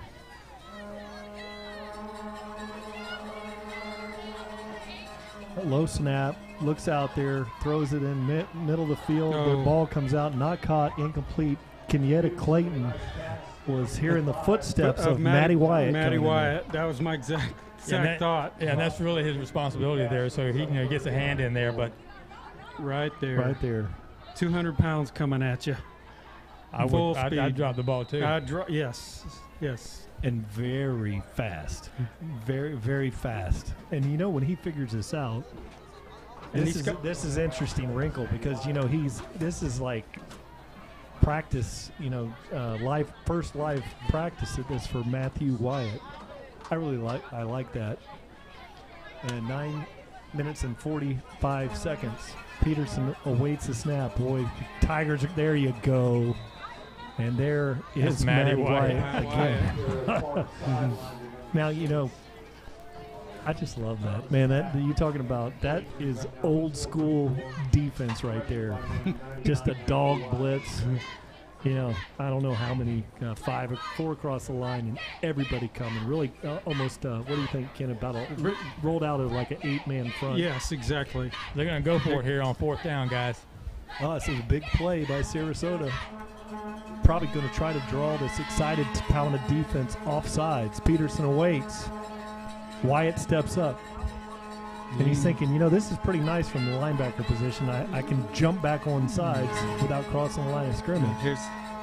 And that's exactly what they try to do. They try to draw us off, and now that's the 2nd timeout for the Sarasota Sailors. So I'm just glad that we're not in the NFL because that may have been a penalty on Matty for landing on the quarterback. That's the new thing now, right? Can't land on the quarterback. Don't put any weight on the quarterback. I'm not really sure what that rule is, but I just know that there was some. I just know that no one knows what the rule is. There was some stories about that today. The whole thing about landing on him or laying on him or whatever. Crazy thing. Gentlemen, I haven't watched in a couple years. I try to avert my eyes from that NFL stuff, but it's 4th and 5 here. And Sarasota's going to have a punting formation. And now we've got to look from Jack's Sports Bar and Grill. Nice. Looks like a fun night there. You can see the billiard tables. And that's a fun place. They have great food there, too. And we appreciate this live look from Jack's. It's a 4th and about, let's call it 3 yards. And Sarasota is lining up, not in punting formation. Different quarterback into the game. That's number 12, and that's going to be Vince Parisi. And he hands the ball off, and that's going nowhere. That didn't fool anyone, guys. That didn't fool anyone. Not a real good call against a defense that has a lot of speed. And so a big stop, another good stop by the Tiger defense. It really, let's pick that up on the Manatee North Manatee Realty replay if we can. But what you saw, the big, looks like a throwing quarterback comes into the game. 6'6" guy. And they said, okay, we got a 6'6" guy in here. They're going to think pass, and we're going to hit him with some little, a little reverse type action. But Palmetto Tiger defense up to the task. Good idea, you know. You would be sitting back in pass coverage, but good discipline by the Tiger D. 8 minutes and 48 seconds. That's Hickson going across in motion. Now he's running a wheel down there. Anthony looks for him. Now he breaks out of the pocket, scrambles, throws it back. Nice play. Jonte Wester. Oh, my goodness. That he had to pick that one off of his shoestrings. There was nothing there. I thought he was going to throw it away, Brian and Rick, and LaJonte scooped that thing up like a shortstop. Watch this. Thought there's no way that ball is just thrown away. It's not going to get out there. And Jonte Wester. Just throw it away. Lo and behold. Wow, what a great play. Now Corian Brown in there for the first down. Just driving his legs, just driving and picking up another big, Jonte 10 yards there. Just, I like the way that Corey and Johnny, all the running backs just keep their legs driving. They don't stop until you get them on the ground. And they wear 2, they wear 7, and very similar running style. Look at this, Corian Brown, big gaping hole. Look at that, all the way to the, we'll call it the 13-yard line. So we're now in the Superior Asphalt red zone. Palmetto Tigers knock on the door. Hurry up offense. You got Sajel Hickson out here. You got Jonte Wester wide. Kobe Mays out there on the edge. Hands it off. Corian Brown in the middle of the field. Big hit there. Goes for about a 3-yard gain on the play. Yeah, it's about time for a pass to be thrown to Kobe Mays. He's over there, I'm sure, patiently waiting for his turn for a little showtime here. And 2nd and 8, 7 minutes and 33 seconds on the clock. Marino looks it over. Plenty of time on the clock at this point. Sajel Hickson is out here in the slot along with Curtis Thomas, the Magic Man. In the backfield, Corian Brown. Marino looks. Hands the ball off to Brown. Look at this. A good run. Look at that pancake block there by Ethan Ingram. Can I pick that up on the North Manatee Realty? Let's have that if you can. Now pick he's that lined up at the center, right, Brian? Yeah. So watch for the center. Ingram with a Here we go. pancake block. Yep. Here it comes. Nice. Now there's a wide play to Brown. Good defense this time. He goes for about a yard pickup, so that's going to bring up a 4th and about 4 on the play. And a flag from the other side of the field. Looks like in the sideline warning. It's funny, he's 25 yards away from. That's a very important call in high school football, guys, as you know. Well, it depends on your get-back coach. You Right. know, I mean, Coach Whidden. Somebody's the get-back coach. No comment. I mean, Tom. Brian, you were talking earlier about the live look into Jack's Bar and Grill over there in Palmetto. And, of course, I can't see that. And you're describing what you're seeing, and you said a word I don't understand. You said something about billiard tables.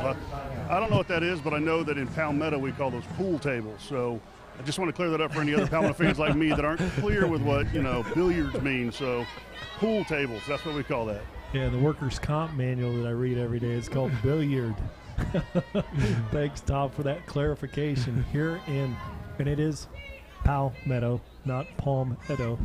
So thank you for that. There's our Rico's sideline delivery from Tom Porter. Now in the red zone are your Palmetto Tigers. Superior Asphalt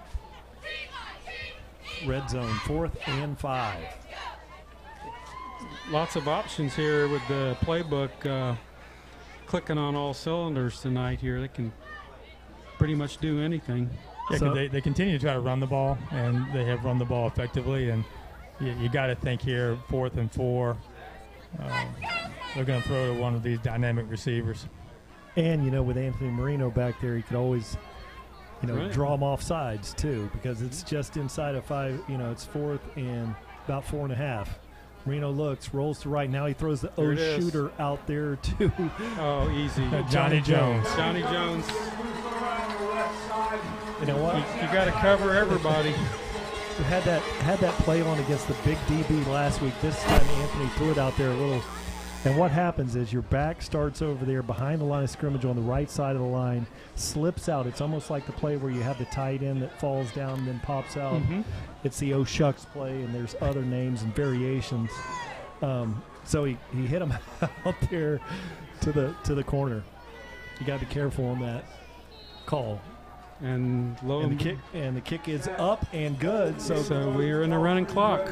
Gonzalez with a good kick. So your Palmetto Tigers lead this one 35-0. 6:25 remain on the clock.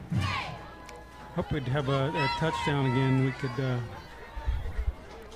watch how he gets open.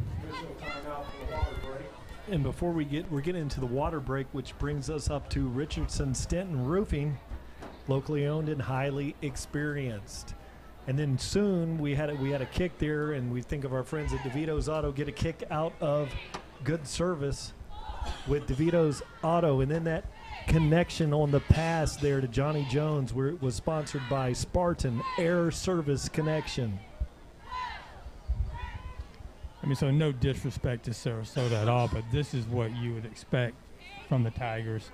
You would expect for them to dominate. You know, anything less than this right now would be disappointing. And you never know how a team is going to play when they know that they should perform at this level. Two common opponents. They lost to both of them, and we destroyed Sarasota, Booker, and Southeast. There's our camera crew. There's the crew, Chandler Jessup up there giving instructions. And there's the kick fielded there at the 10. He's at the 20, looking for running room, and he's got an edge, and he's out to the 40-yard line, takes a big shot there, but not until he gets to the 42. And guys, during that red zone play, I didn't really talk about superior asphalt, superior quality, superior service. Superior Asphalt. Superior has built a rock-solid reputation in the Manatee, Sarasota County areas for over a decade. Superior Asphalt.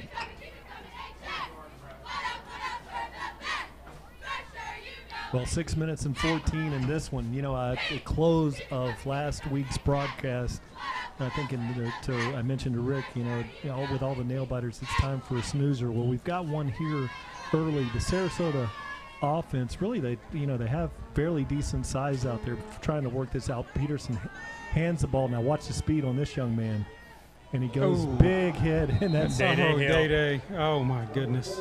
It's the loss of about 2 on the play. He laid the shoulder on him. And you know, Keandre Collins there with that great speed, he just really needs one block. He just threw his hands up there after that tackle. New offense, new coach, program that's struggled, and here in recent years they haven't been in the playoffs in 5 years, and it's just going to take a little while here for the Sailors to get comfortable with play calling and offense, and they're young, and to keep their players. So with 5 minutes and 45 seconds, the Sailors elect and use their third timeout of the half. So that's going to be it for the timeouts. And Palmetto is defending here a 2nd and 11. Here, the clock is, I'm looking at the monitor here in the press box, is right on there.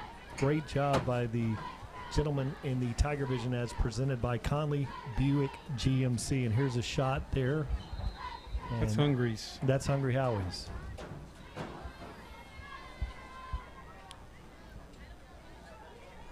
Speaking of hungry. Well, Brother DJ has brought me a sandwich. Probably he and my mother combined on that one, so I'll be nibbling on that soon. 5:45 on the clock here. Peterson looks. There's a movement there. Did we call it? There we go. Yeah, they got it. There's a false You start. had to wake him up, Rick. Yeah, he had to Rick, say, you woke him up. Sir, the receiver moved, sir. Thank you. Backs him up 5. So the Sailors, looking for, we've seen a couple nice plays out of the Sailor. They had that nice crossing route a little earlier on, and we've seen, they do have a dynamic player, a couple players out there. The Pack guys, Thomas Pack, Terrell Pack, and then Keandre Collins, number 4. So number 1, number 4, and number 6. We've seen some pretty good things, and one thing we're seeing tonight, Ken, is these guys, these young men are playing, both ways. They're playing defense and offense. Yeah, sooner or later that catches up with you. But you mentioned that's a sophomore, a junior, and a junior, so they'll be back. Yeah, this is a heavy. Looking at a lot of sophomores on the roster here for Sarasota.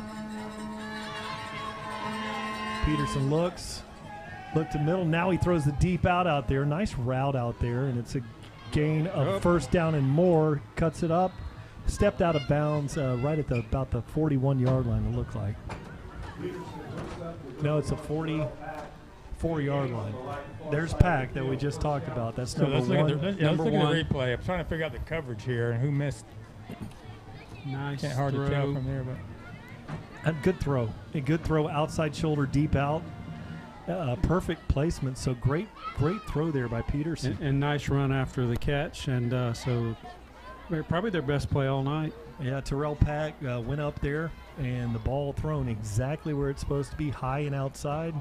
First down, Sarasota. Just a 10th grader.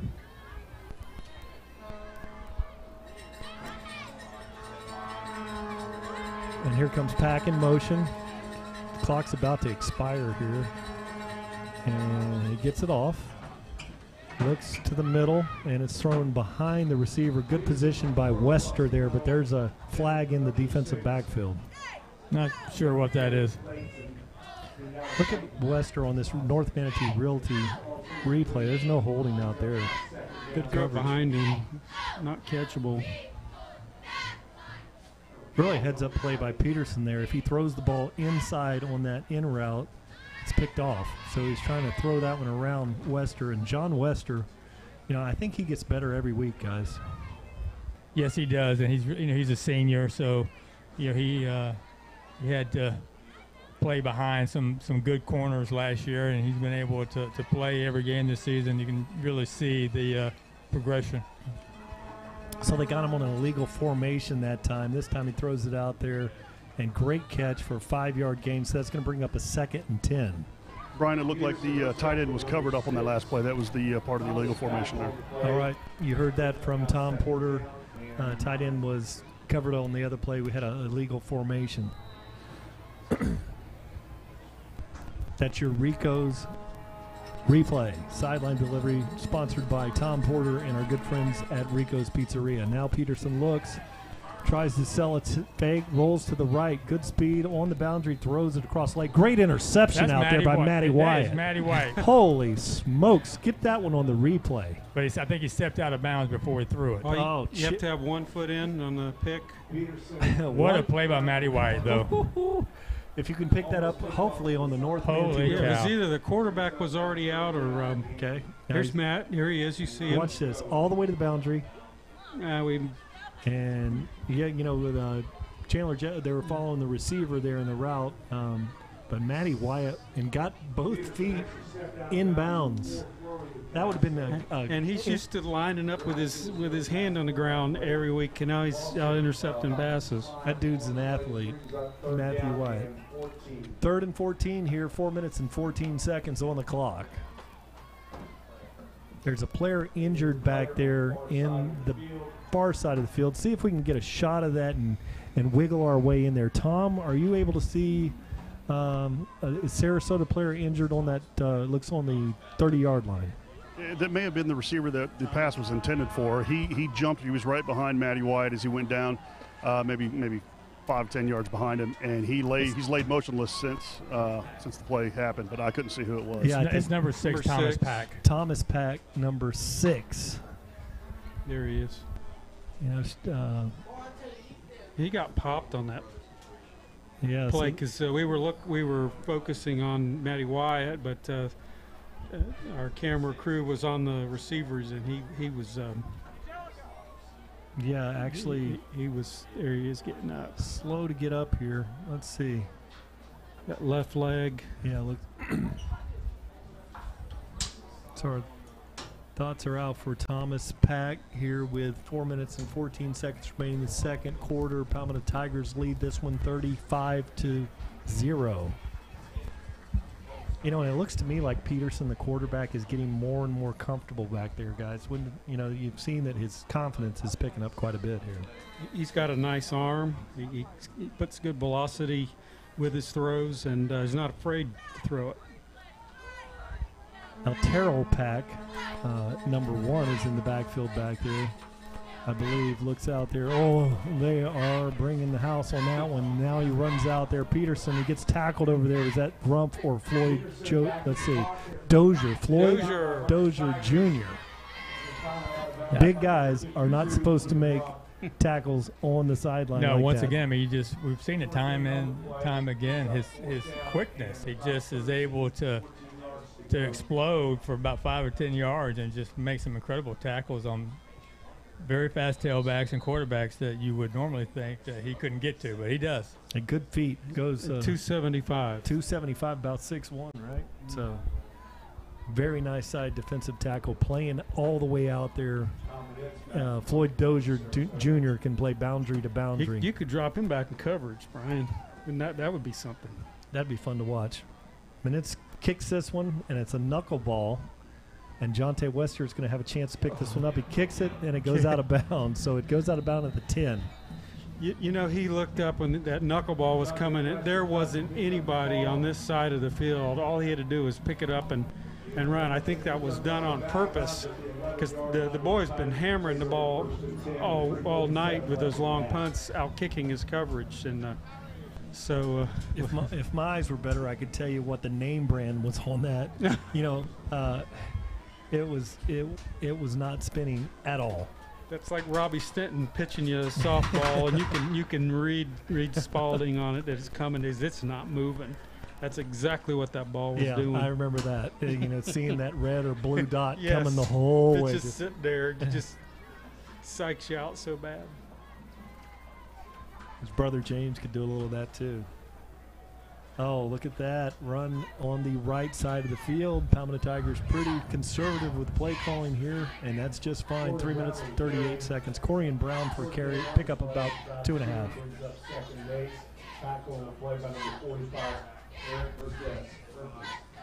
Okay, Sajel Hickson's in the backfield, Rick.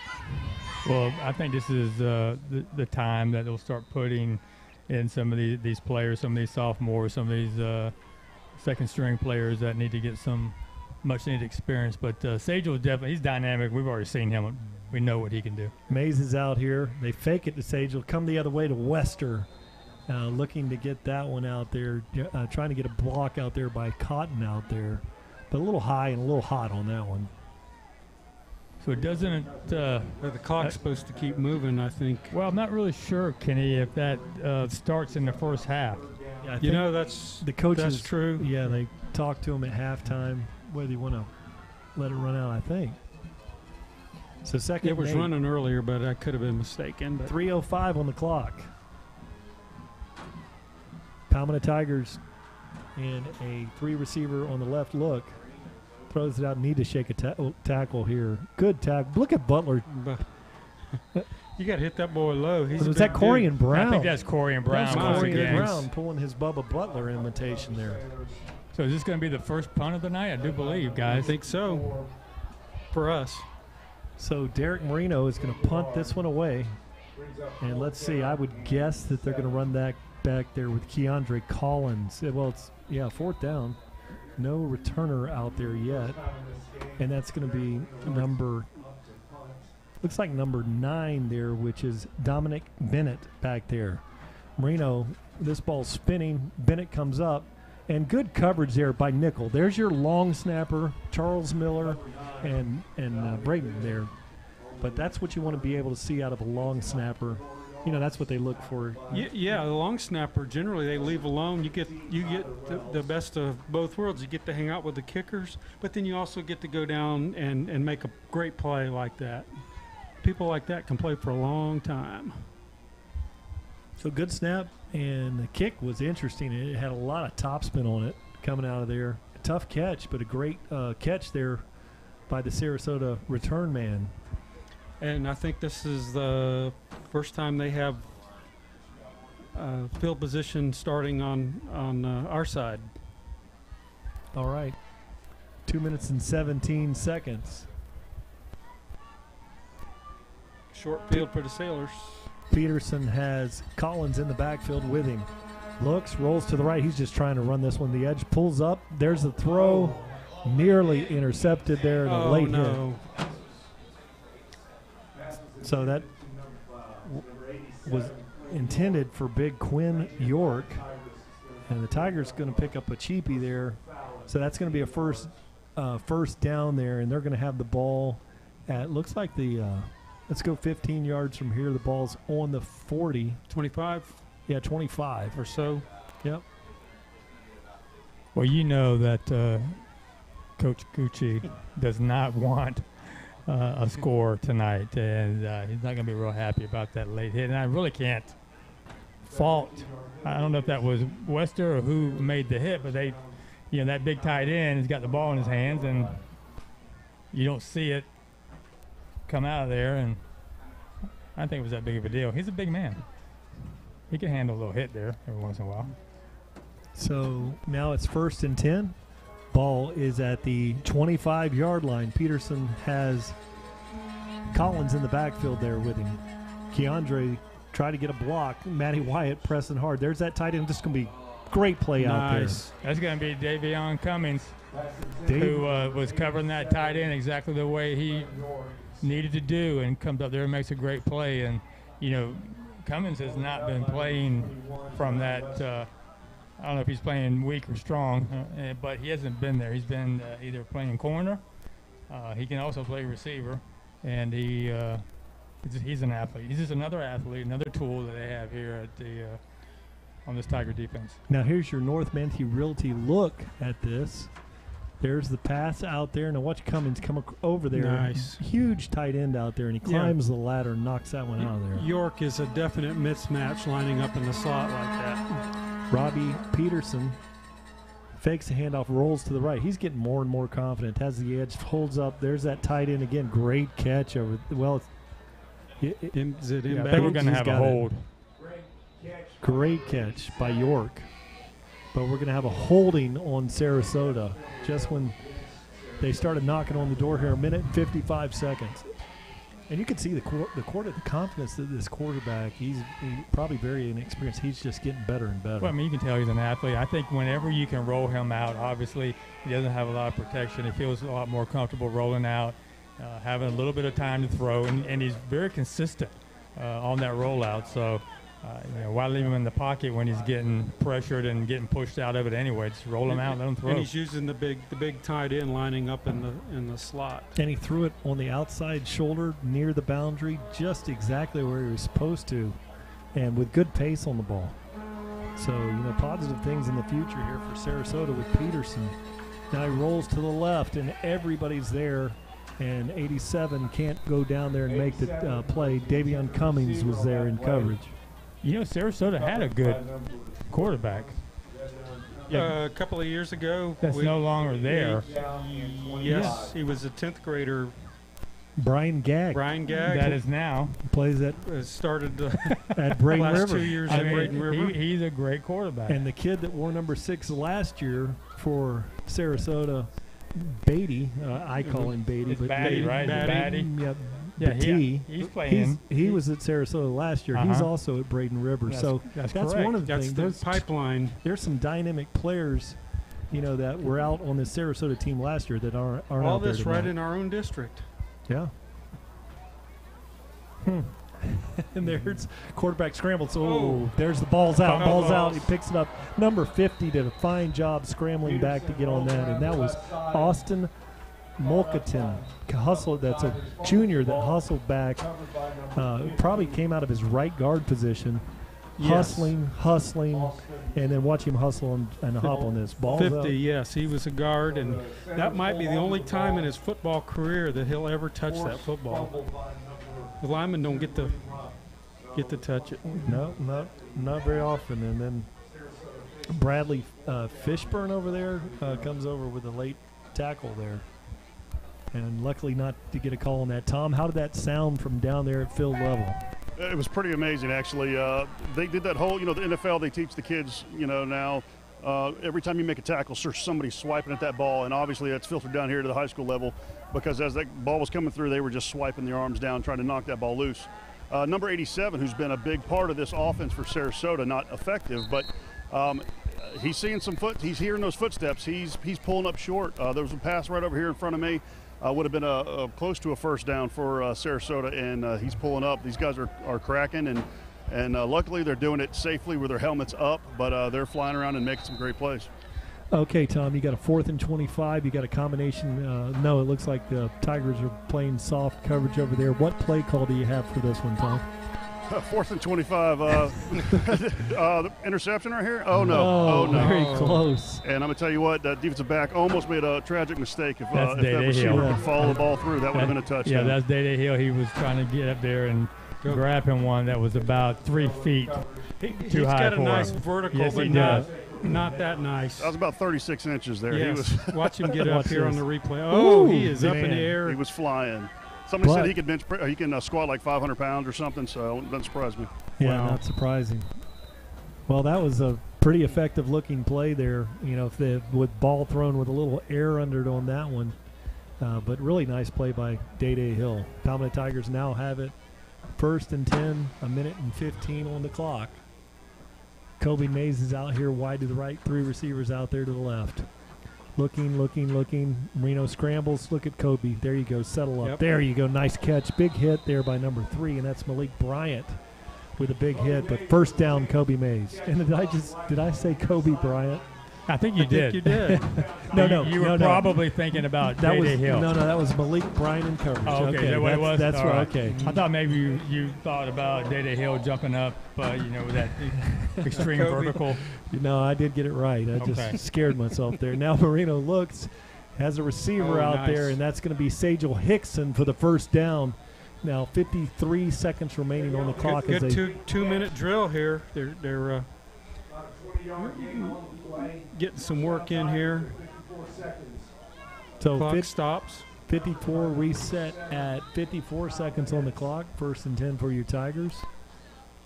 Marino looks, throws the out there, and that's Wester, and he's at the 20, and he is all the way to the 11-yard line. First down, Tigers. Clock's going to stop at 40 seconds. Doing a hurry up. Yeah, just throwing that one in front of the soft zone coverage over there.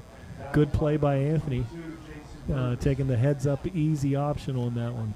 Looked early for the middle of the field and knew that in a zone coverage that he had over there. Smart enough to know that Wester would be open. And now Marino takes it. Throws a rip of a throw. Great catch by Kobe. And that was just a nice play. So they got to hurry up and get back here on the line Did of he scrimmage. get a first down? No. Okay. First down. Yes, so that will stop it. No, it's second down. I'm sorry. Ooh, The refs are discussing this. yeah, that's but a tough spot. Tough spot. Yes, because you can. There it is. There's a first down. First There's a down. first So down. that's why the clock stopped. 1st and goal from the 24 seconds. Marino spikes this one, and he's got Johnny Jones in the backfield. Now let's look at this one. Should be fun to watch here from the North Manatee Realty replay. Not the replay, but let's look at it from the Kiwanis end zone shot if we can on the next play. It'll be nice to see that one from the Kiwanis vantage point from the end zone cam.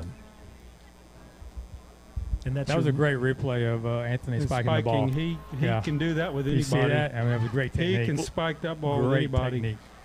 Well, let me give you a live replay, guys, because that was an amazing play. Kobe, who is oftentimes said he didn't give enough effort in a play, he made an amazing catch, high and back behind him, spinning around. Amazing catch. Marino has it, and there he throws a slant, and there was holding out there by the defender, not called. So that's going to bring up a 2nd and 10.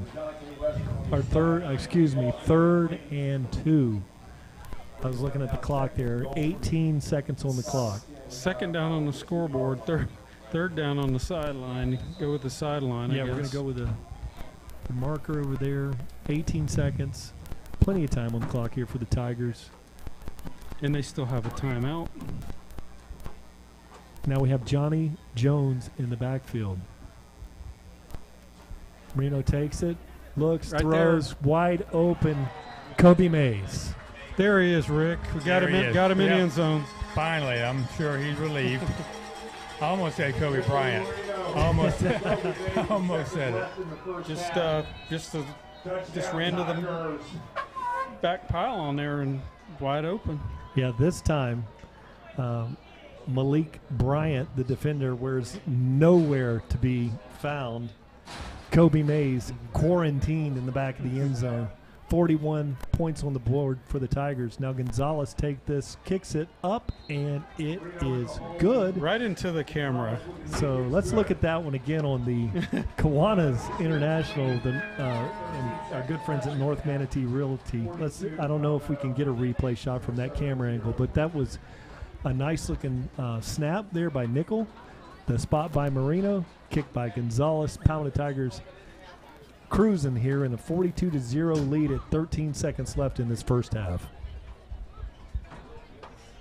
Well, you know, unfortunately, when we think about the playoffs and we think about the way that the formula that they use, I mean, you know, we have to score points, right? So you have to score those You have points. to win games. And you got to win games. You got You have to win right, games. and you I gotta don't think win- the points matter. You don't think you got to win handily. You just have to win, and So they it don't look depends at on your strength They don't of look schedule. at the fact that if we only beat Sarasota 14-0, they don't look at that as It's a win. Okay.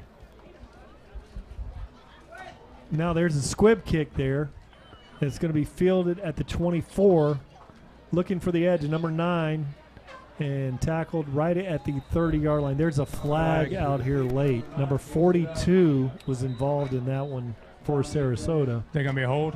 Gabe Elliott. I think he might have peeled off and got a little cheap hit over here on the sideline, so it might be a personal foul there. Let's sort this one out.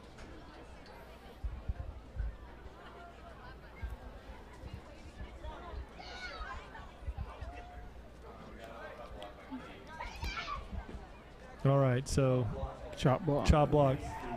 7 seconds left here in the half.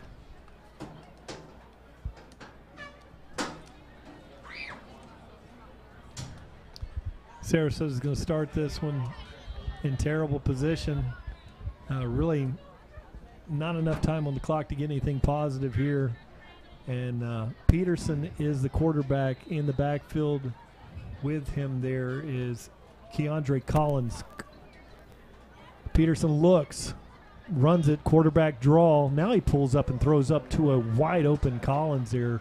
And they hook up, and the time expires here. Good job by Palmetto defender holding the receiver inbounds. That was a nice play, a very nice play. You know, if you think about that coming into the second half, we got to be paying attention to some of these quick passes, some of these rollouts, because this quarterback is very athletic, and they really got nothing to lose here. Second half, you come out, you're just gunning, right? Just pick up what you can. And Derek Marino heads up. He held him in bounds just long enough for the clock to expire. They had one more shot at it there. So your Palmetto Tigers are dominating this game 42-0 at halftime. Hey, that's all we asked for, right? This is what we needed. This is something that is good for us to experience, because it's been, like we talked about before, just so stressful here. This entire season has been stressful for us. Maybe not so much for the kids, but we're up here every Friday night, just hoping for the clock to expire so we can get out of here, or to give us a few more seconds so we can complete a drive. It's just been let's a long see season. if Steve Johnson is awake in his Atlanta studio here, so we can get our halftime statistics here from Steven Johnson from our Atlanta headquarters, high above the skyline. There is Steven, as the Palmetto High Band takes the field. That's an interesting formation that they're in there.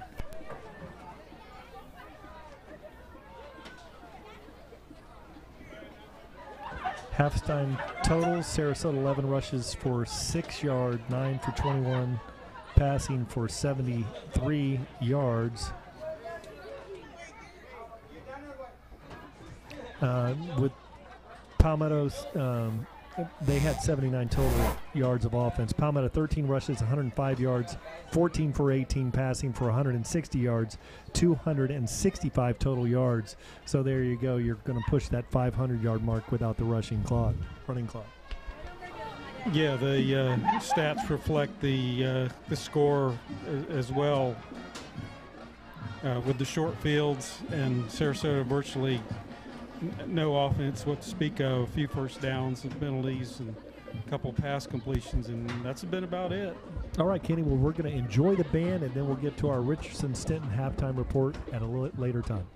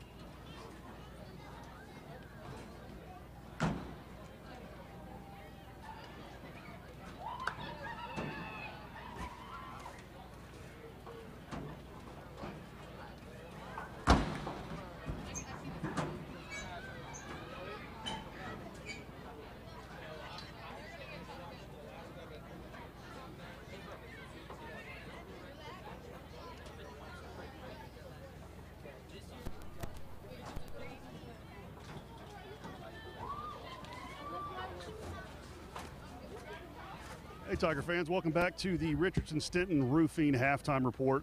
Tom Porter here with Bill Britt and Jennifer Albritton. I just wrote it down, Jennifer Albritton. I'm terrible, I'm sorry. Awesome first half. We came out in this first half. We talk about the slow start the Tigers have had this year. What a difference this year, this game starting, coming right out of the gate, scoring on the second offensive play.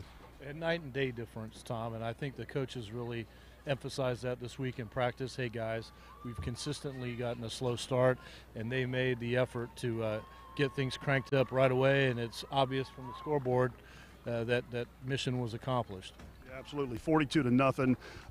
The tackling seemed to be a little bit more sure. We've had some issues with tackling, missed tackles early in the game, and I think that's a big reason why we're starting so slow. The defense has been on the field too much. Tonight they moved Matty Wyatt back to linebacker, number 99. He's been a defensive lineman.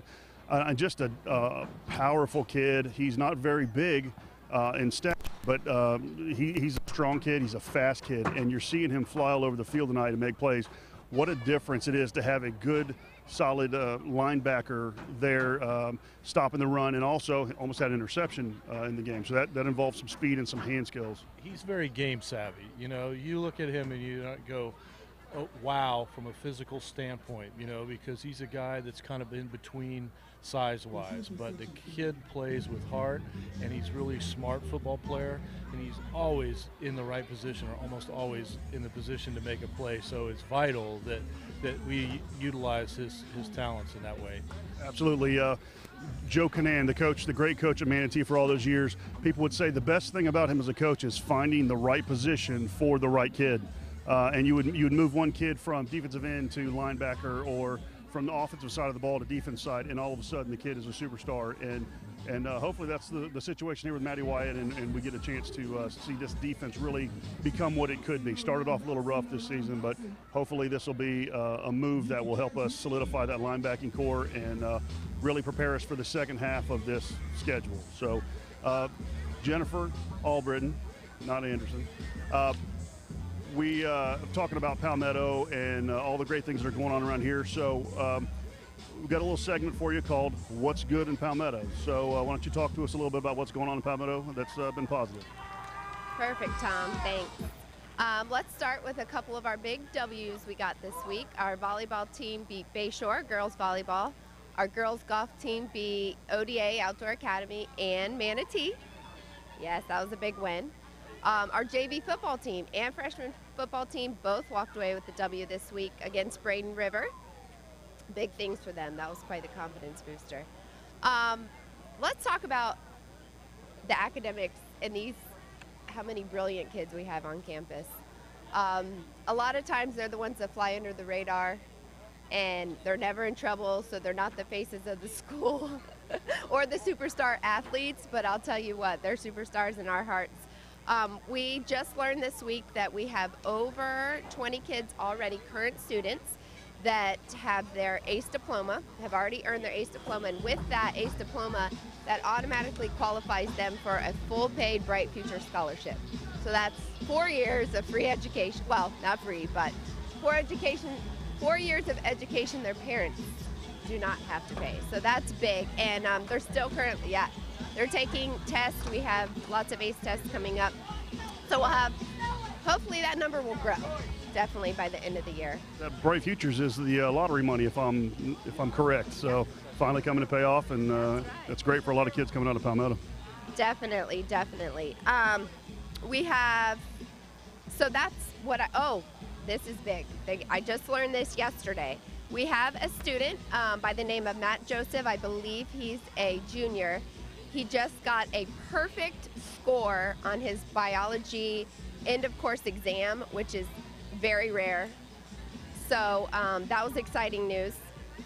Big stuff for him. And then of course coming up we have homecoming. Our next home game, October 19th, is homecoming. And Bill, why don't you tell us a little bit about who's going to be here on homecoming? Well, we've got some big plans for homecoming this year.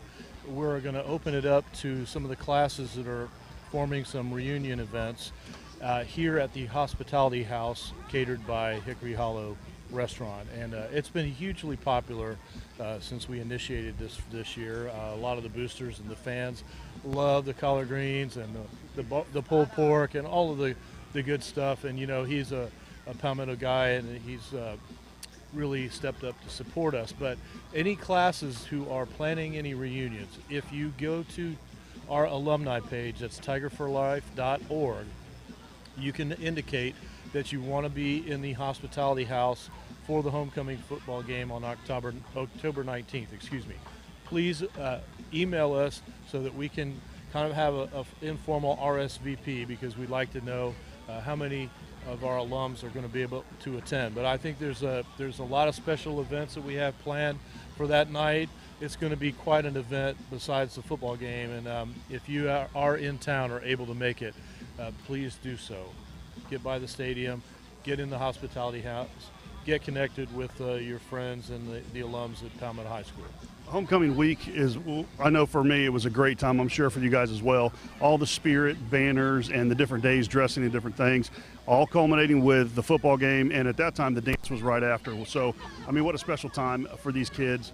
But like you said, opening up the end zone here, this courtesy house, this hospitality house over here, the food from Hickory Hollow. I actually went to school with Jared James, great guy, very much a Palmetto guy through and through. I was watching earlier, and I didn't realize you had a TV set up down here, and I'm watching the pregame on screen over here in the hospitality house. And I mean, that's just amazing that the fans can come and get that close to the game.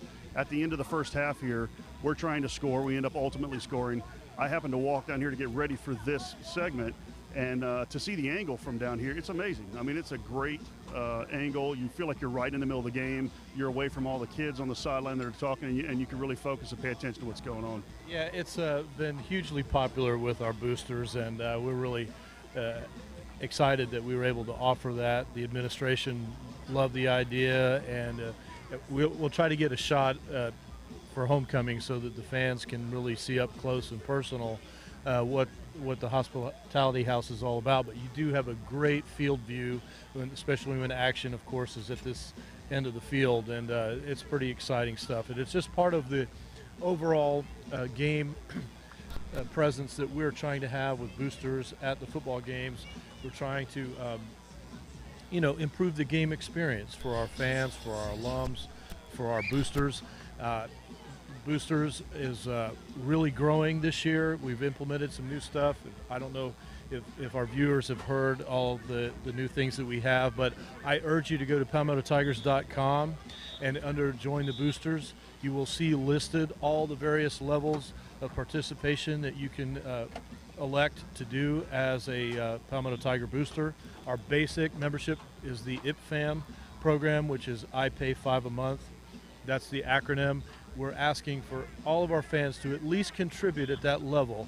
Your $5 a month goes back to the programs here at Palmetto High School, and it's all about supporting the teams and the young people in our community. So your money does count for something, and you will be thanked. You will be getting merchandise from our booster collection, and there will be an appreciation for the giving. So give whatever you're able to.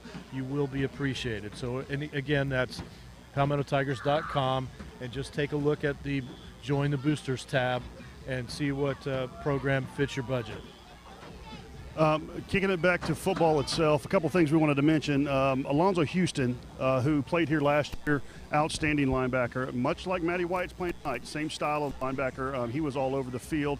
He's at Carson Newman now up in the Carolinas, and he won 2 awards last week, the South Atlantic Conference Defensive Player of the Week, and there was another award, and I wrote it down, and I don't know where it's at now, but just an amazing job by that young man. As I'm sitting here, I get a text from Chase Knopf, who played here for a few years, doing a great job up there at Albion College. Hey, Chase. He just hit me up and told me that Braden River's up 14-10 over Venice. So, of course, we're all watching that game to see what's going to happen down there. Big game in our district. And we look forward to a good second half here and, continue the dominance we had and, Hey, Tom, I just want to give a real quick plug. Brooke Corbett, our girls basketball coach, was not able to make it. She has been a staple for the halftime show, but she has a conference to attend. So she asked me to mention that They're sponsoring the FCA organization Wednesdays at the auditorium, Wednesday mornings. And basketball tryouts are coming up October 22nd and 23rd. So if you are a young person interested, make sure that you get connected with Coach and sign up for the tryouts. I believe that's girls basketball, right? Brooke Corbett, she's pretty amazing, actually. I just met her recently, and she's a middle school PE teacher. She's a head of the Fellowship of Christian Athletes, I believe. She has a program for that. I found out today she's the coach for my daughter's cross-country team at Buffalo Creek, and she's doing girls basketball here at Palmetto. So, I mean, those are the kind of people we have to have in Palmetto. I mean, just take on a lot of responsibility, make us proud, and really, do a good job promoting promoting Palmetto. A lot of great things going on here. The ACE program. I'm sure that program is offered at many high schools in Manatee County, right? Nope, just us. Just Palmetto. Okay, that's great. So another reason why Palmetto stands out in this county as a leader in academics, in sports, and in. We're the only school that has the IPFAM program, so. That's it, but we need more. If you're out there and you're watching, we appreciate you watching the games and supporting the kids, but we need some help. So if you want to come out and help the Booster Club, you want to get involved in one of the sports, you want to come out and just be a fan and see what's going on here and help support the things that are going, we'd really appreciate that. Yes. Let's not forget our hardworking volunteers that are also boosters. They are blood, sweat, and tears on Friday nights working our concessions, supporting our boosters. So big shout out to all of them helping us out all the time. And Church on the Rock stepped up this year, and we got even more volunteers. So some of those women in that concession stand have been over there ever since I've been around here at Palmetto, last 5 or 6 years. So they put in lots of hours, and they do a great job. So thank you, ladies. It's probably nice and cold in there right now, too. All right, guys, this time we're going to kick it back up to the booth to Brian, Ricky, and Kenny. Back to you guys. Thank you very much, Tom. Boy, that was a outstanding halftime report there, as sponsored by Stenton, Richardson Stenton Roofing, our very fine sponsor. The Palmetto Tigers, blowing the roof off of this one.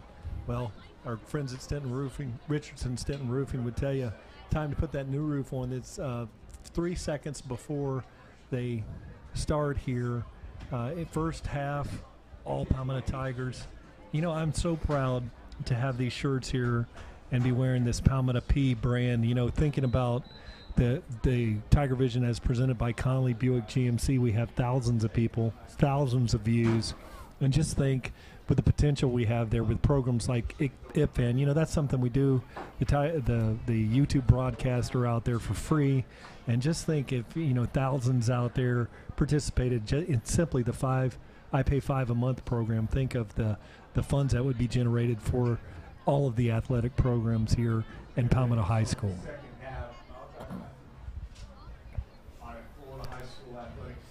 I'm anxious to see. This is all new, but where that's going to be in a couple of years. I'm expecting great things. Yeah, we're here with the running clock. Get a kick out of good service from our friends at DeVito's Auto. Now number 19 will be kicking off, and that's Malachi Matthews. Back deep is Sajel Hickson back there.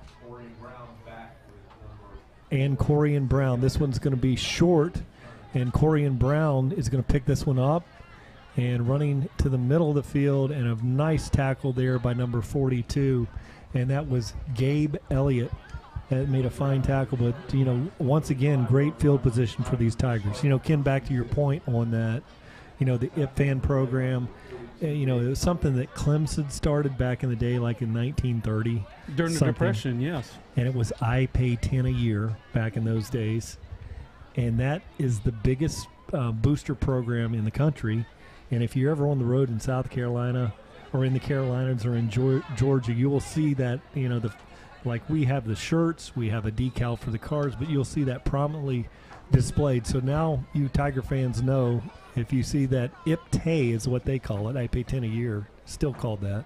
But now this time it's Wester taking the ball, handing it off back there. Jonte Wester, the quarterback here, and we're changing things up. Sajel Hickson in the backfield. You also got Tony Stinson back there, number 27.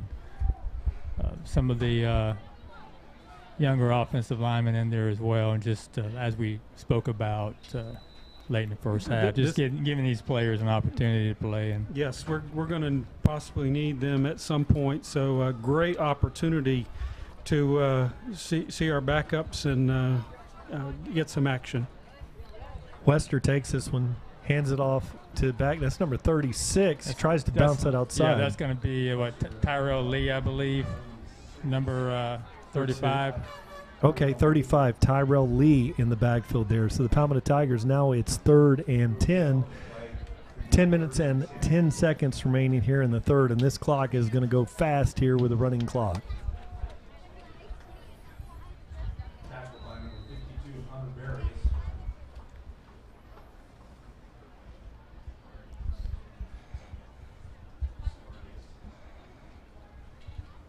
9 minutes and 45 seconds here with this running clock.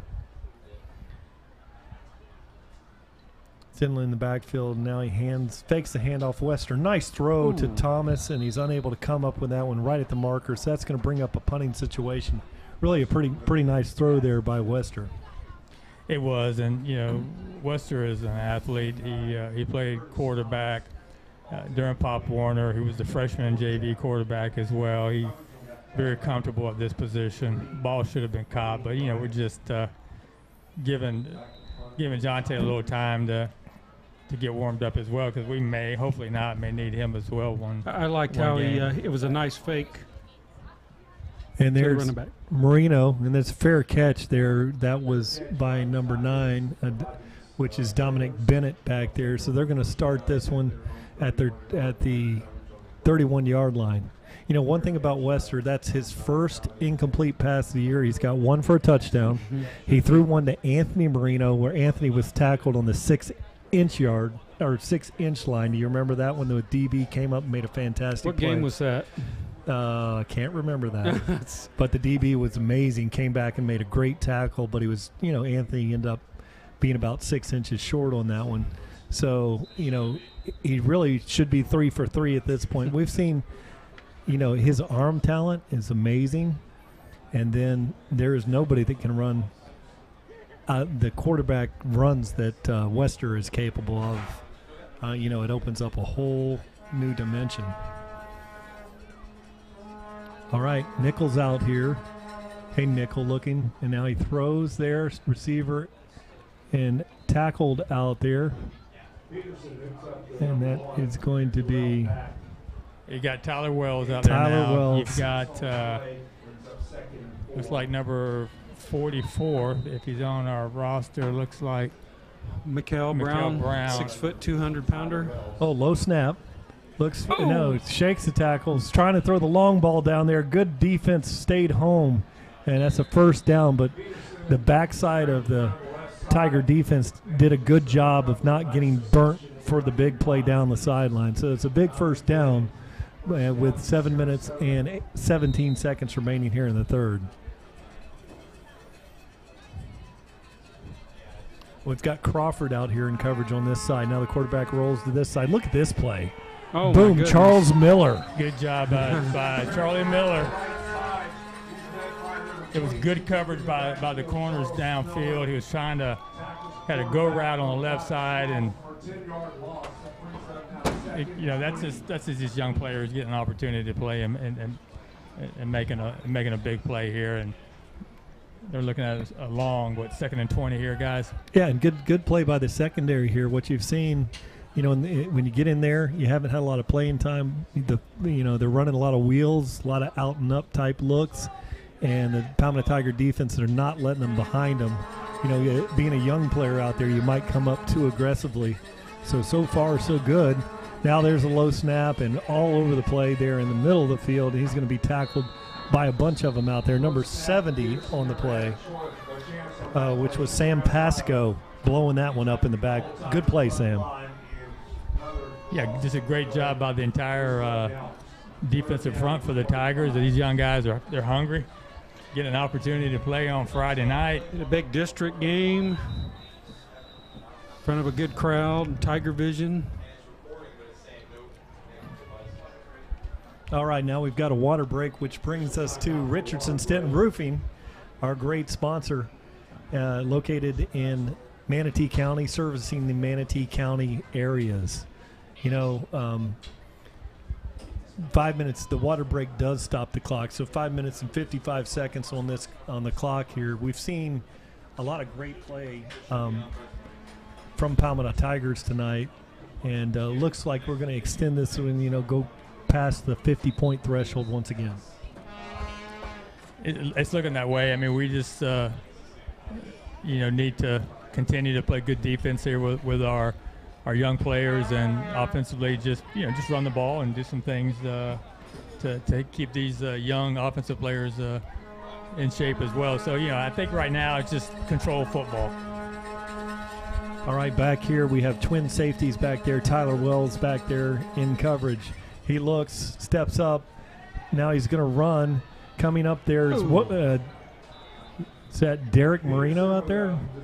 I think that was number 31, Gabe. Oh, Gabe Avonbo. Yeah. That 31 looks a lot like an 11 from way across the field. But Gabe Avendano comes up and makes a good tackle.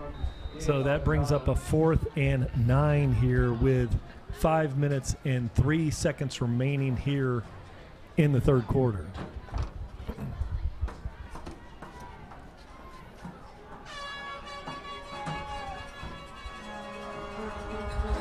Crawford's on this side in coverage. Wells back there on the weak side of the field, safety. They move. No call there. No call. All right. So play on Tigers, 4 minutes 38 on the clock. He looks, he throws it out there, and not going to be able to make it. Coming up short, so Palmetto Tigers will take on good defensive play by this Palmetto Tiger Great unit. series, keeping everything in front of them, getting them back deep and getting the pass rush. Just a great job by the backup. Yeah, really great job. Rick, who made this tackle here? Let's watch this one on the North Manatee Realty camera here. Well, I think that he fell, but we'll give a touch tackle to Tyler Wells. That's the way it is. You have to touch him down. That is a tackle. So coming up to He make was the play. keeping him in, not letting him get outside. He did good. Didn't let him get behind him there and turn the player into the help, and that was a great That's play. right. Now here's Hickson. Boy, he's good.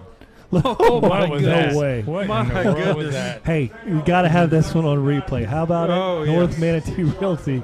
Watch him duck under this tackle. That was awesome. Oh, here we go. Check it. Watch this duck under. Stiff arm. Stiff arm. Good block out there. Okay. Oh. Get low. 31 came up to tackle there and said, I've never seen Whipped. anybody do that before. And that was Grant Newfin came up there to make a tackle. And how he did that without touching his knee to the ground was amazing. 3 minutes and 9 seconds. Hickson, Stenton's back there with him. And look at Hickson. Oh, Holy my goodness. smokes. Boy. He's running with some authority. And that's really going to be the game plan, I would imagine. Just let Sajel and some of these other younger backs get some carries and give them an opportunity to get some work in. And you get an opportunity to evaluate them in a live game. Practice is good, but can't compare it to That's right. under the lights. Sagel's a sophomore. He is. He has that IT thing, and I'm not talking about technology. It's the it thing. He has it. Now he runs it up in there for a nice gain on the play. But you can tell he's a very young player, but he has it. He's got it. He is going to be amazing. He's already done some great things for us here, but he's another talented back here at Palmetto High School. Well, if you think about what's going to carry over next year, you got these young players, you got these sophomores, you got these juniors, they're going to be seniors, and you've got a lot of talent that's going to be here next year with the Tigers as well. Curtis Thomas licking his chops out there. Jonte Wester's got him out there. Oh, just slightly overthrown. So that's going to bring up a 3rd and 8. But what a great route. I was watching Curtis Thomas, the magic man, on that one. He really sold that post and then came out of that and just slightly overthrown. Jonte a little excited on that one. But you could see, once again, Jonte's not the biggest frame guy, but he has a big arm. Yes, big arm. Yes, he does. He has a lot of touch. I mean, he can loft it in there, gets a little air underneath it, and he's a gamer. Now 3rd and 7.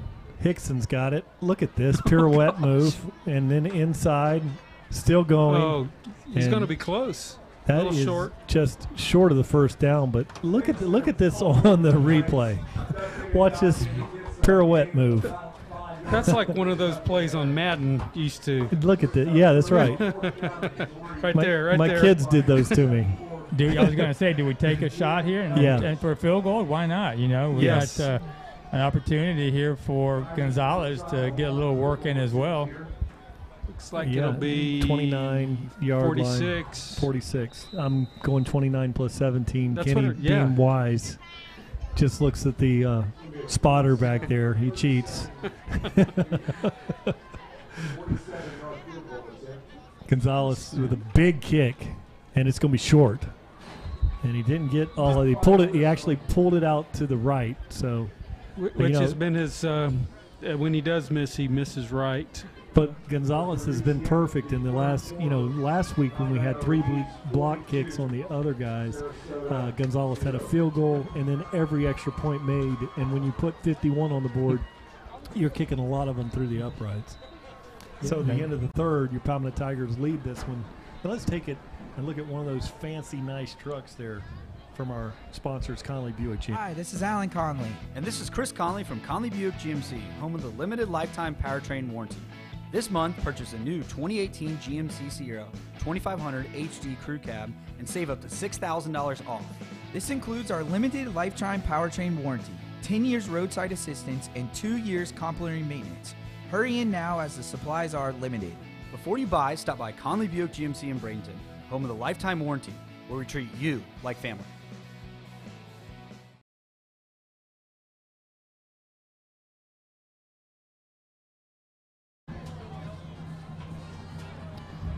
Thanks to our friends at Conley Buick GMC, where we treat you like family. Conley Buick GMC, proudly serving Manatee County since 1966. Sarasota, Peterson's back there in the backfield, and he's got number 5 out here. Keontae is out there, and he throws it out there wide. Oh, nice move over there, but coming up to force the play. Goes for a gain of about 2. Again, that's been their bread and butter play as far as positive yardage to just do that bubble screen out there to one of their skilled receivers. You pick up a couple of yards there, but like in a game like this, we'll take that play all day, 2 yards. And good play by Tyler Wells turning that one in again. So good discipline, 2nd and 7 with 11:22 on the clock. And 2 safeties back there. I think that's, is that Avendano or is that nickel back there as safety, Rick? I think it's. Number 31. 31, that's Avendano back there. Gabe is back there. Now there's going to be a timeout. Sarasota. Yeah, they were a little confused on the formation. And so I would like to just take a minute during this timeout just to pay tribute to my good friend, long-term public information officer, voice of the Hurricanes, Dave Bristow, who passed away early Monday morning from a heart attack. And I think the entire community is still in shock over the loss of Dave. We are trying to carry on without him. I know that the Manatee Hurricanes are celebrating his life tonight and trying to pay tribute to him. But I just want you to know that he was an incredible guy, just an awesome family man, and someone that we will dearly miss here in Manatee County.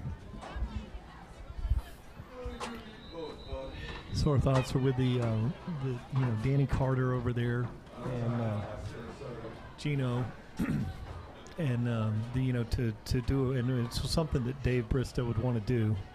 He'd pull it together and put the broadcast together, but we have really heavy hearts for our friends. All of them are friends of ours.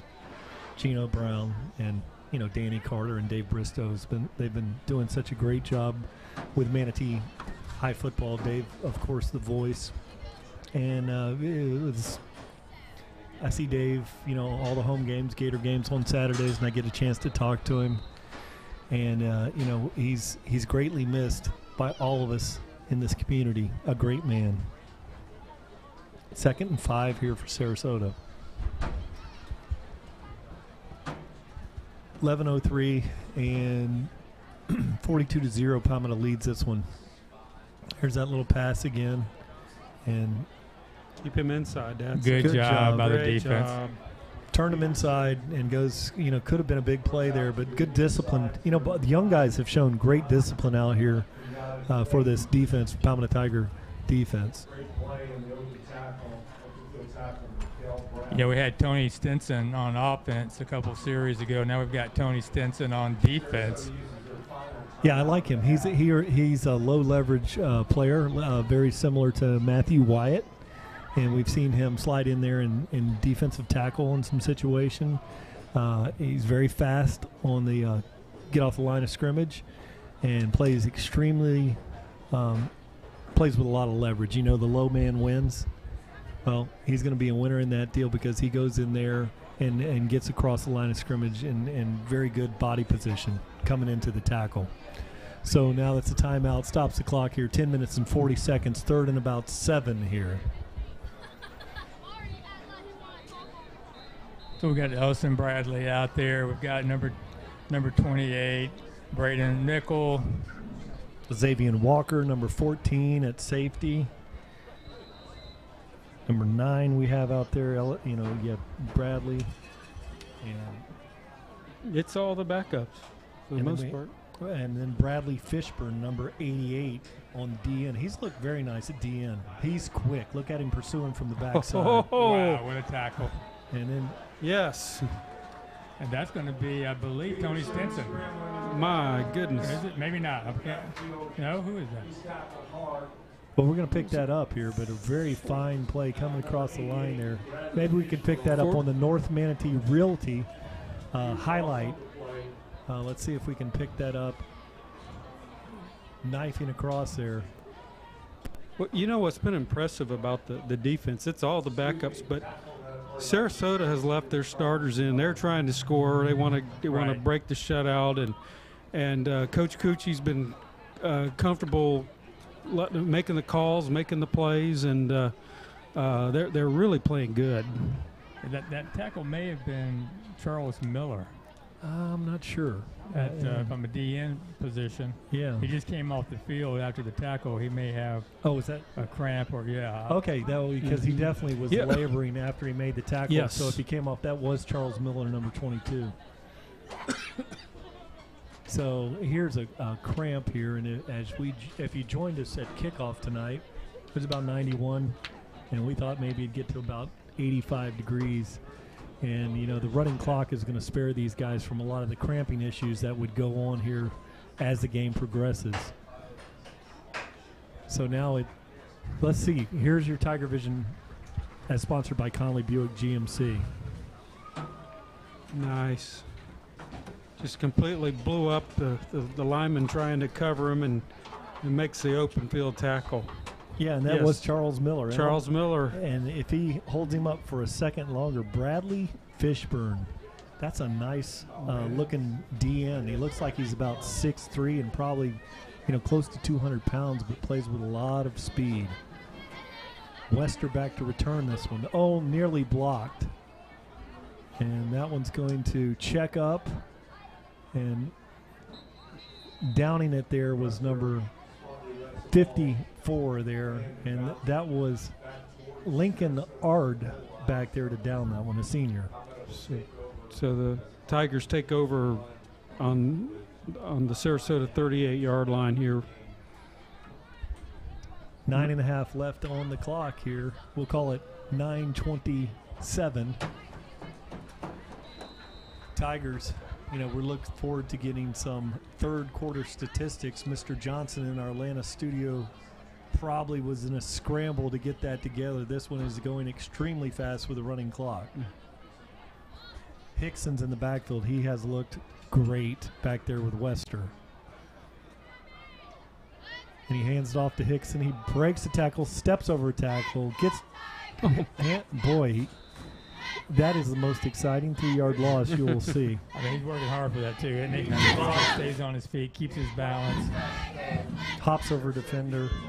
You know, we've got a lot of the second starters in there, second string in there, and he's really just another dynamic running back that we have here at Palmetto, and he's really going to be something to see here for at least 3 more years, and we're glad to have him because we're going to need him next year. All right, Wester and Stenton is in motion there. Stenson. Wester fires it out route. Nice completion out there, and that's Alejandro Mott, who, you know, he's not far out of the rotation, has great speed, runs great routes. You've seen him make tackles tonight, but Alejandro Mott is a excellent receiver. Yes, ran a nice route. LaJonte threw him a decent pass, went up and got it, and for a nice gain. Good arm on that one. Jonte was out at the left hash, made the throw all the way across. You know, the field is, Ken would tell you, it's what, 53 and a third yards across the field, so that was about a 30-yard throw. And now there's Hickson again, and he goes to the 30-yard line. There's some late stuff going on there, no calls.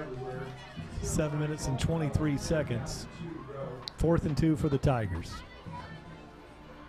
It was Ethan Ingham, but they're blocking way down. Ingram was after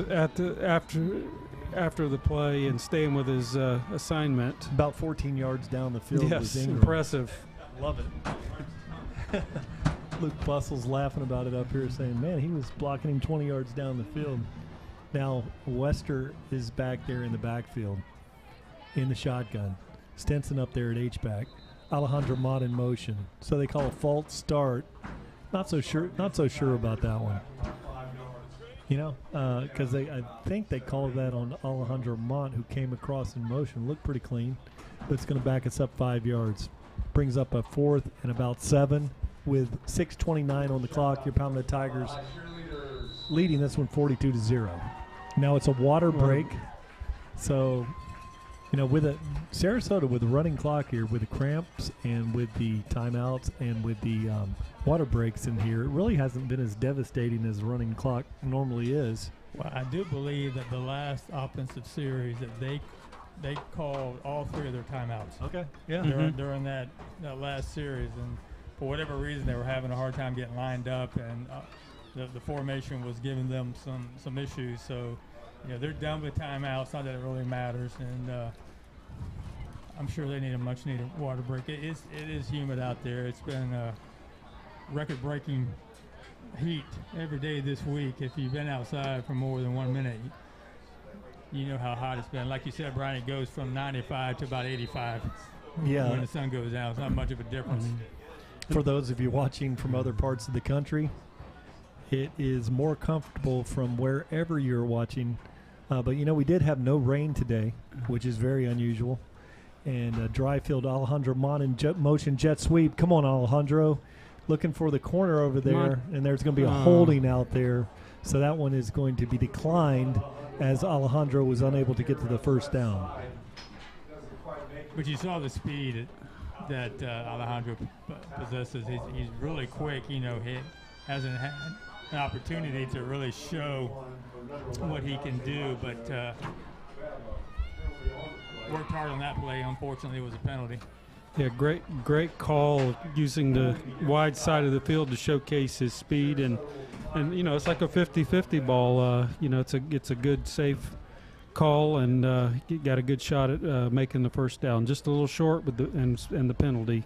So kills it. Penalty was declined. They started that clock again. 5 minutes and 20 seconds. Sarasota's going to get this one. Normally that would be a dead ball until they started with a change of possession, but we've got running clock here tonight. And now there's 5:07 on the clock. Palmetto Tiger defense trying to hang on to that shutout, leading this one 42-0. New quarterback into the game. And that's going to be that big 6'6" Vince Parisi. Throws it out there. Nice throw out there. Goes for about a 7-yard gain. He got out of bounds, but the clock continues to run. Yeah, real good play. Another low snap. They've had some issues tonight with some low snaps, but he was able to scoop it up and make a strong throw to pick up a few yards. You pick up about 8 yards on that play. Good tackle over there by Tyler Wells. Once again, padding those tackling stats here in this game here. 4 minutes and 25. He fakes it. Now he's rolling for that, and he's going to be tackled there. Coming up to make the play was Stenton out there. Yeah, you're really going to have to stick with those quick passes right now. The pass rush, even from this second unit, is just really powerful. And Well, this poor quarterback has no chance. I mean, he's dribbling the ball back there to him. And he's 6'6", having to go down and get it. Now he throws it out there. There's that same route. There's a hold over there on nickel. They called it, and then he breaks the tackle. But that's a clear hold over there, so that's going to back him up. Yeah, we might have a chance while they sort this one out to pick this up on the North Manatee Realty replay. And you can see the clear hold on nickel as he came over there to defend.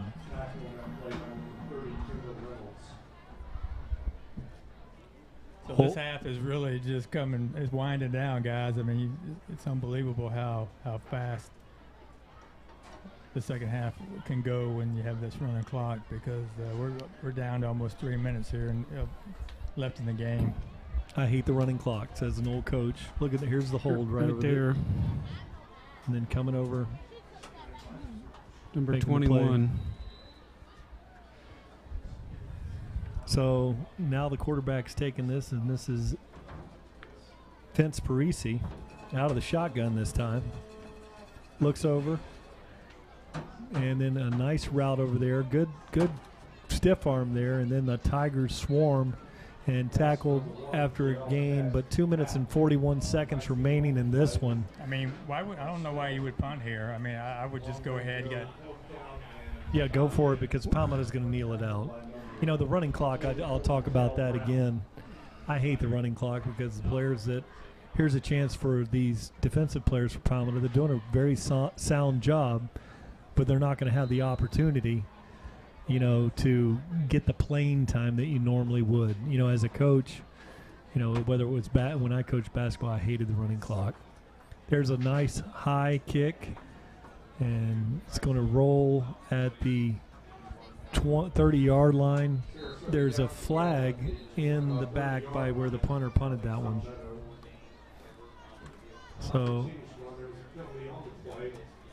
So there, I would think that had been a false start. Yes, it was a false start on Sarasota. It's declined, so expect the Tigers. And here we go, Jonte Wester in the game. We know what Jonte can do.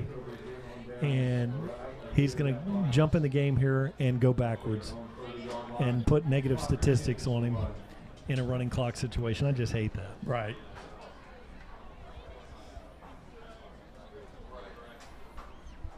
So minute 23, Jonte Wester runs him out there and changing things up here. It looks like he has number 20 is in the game. That's a single high safety. Wester, it's rolled back to him. And nice little run on the play for about 4 yards. That'll be a time. It looks like we may get one more play off here, guys. Yeah, Brian, one more play. That should do it. Very quick second half. Going to lead this game. 42-0 victory for the Tigers. Nice defensive game for this. Very badly needed, to be honest with you, for this defense to kind of figure out some things. Oh, nice cut there. And he goes for the first down. Ball comes out late, and Sarasota is going to say they have it, and they do. But it's not going to make a difference. No. It's the first turnover of the game, I think. First turnover. Well, I know we have not had a turnover. Well, because they burnt their timeouts already, we're down to 10 seconds. They're not even going to get back on the field. This one is over. But really nice run here and just trying to extend things. Got a little bit loose. 54 is poking at the ball, and then it just popped out. Yeah. Great camera job there by our crew. Well, great game here by your Palmetto Tigers. I think Tom Porter's going to hustle up and get us some interviews on the sideline. Tom, we're going to have the Hungry Howie's post-game report now. We're going to pick it up with Tom Porter on the sideline. How about it, Tom? Hey guys, waiting for Coach Marino. You know, he does the same routine every time. Go down and shake hands, and then he'll make his way back over here to the band to play the tribute for the band. Just a good night all around. Pretty much ended up being a scrimmage for our team. We got a lot of guys in the game that don't normally get to play, which is great to see. Get to see the future of our team, and we're always one injury away from these guys having to step in and play on a regular basis. So the coaches were on top of them. They were getting into them. They were coaching all the way to the end. It's hard in these games for the coaches to stay motivated, for the kids to stay motivated, and to be honest with you, for us to have stuff to talk about because everything's just going so well. You don't want to be repetitive, but you know, it was a great showing by the Tigers here as they run over here to address the band. And I noticed that Braden River and Venice were in a little weather delay. I think it's 14-10 right now in the third quarter over there as we wait for Coach Marino to come around. So that's again, we're watching that game pretty closely, see what's going on. Our district is still up for grabs technically, so we'll see what happens there. And we're going to go ahead and get over here with Coach Marino and the band real quick here, guys.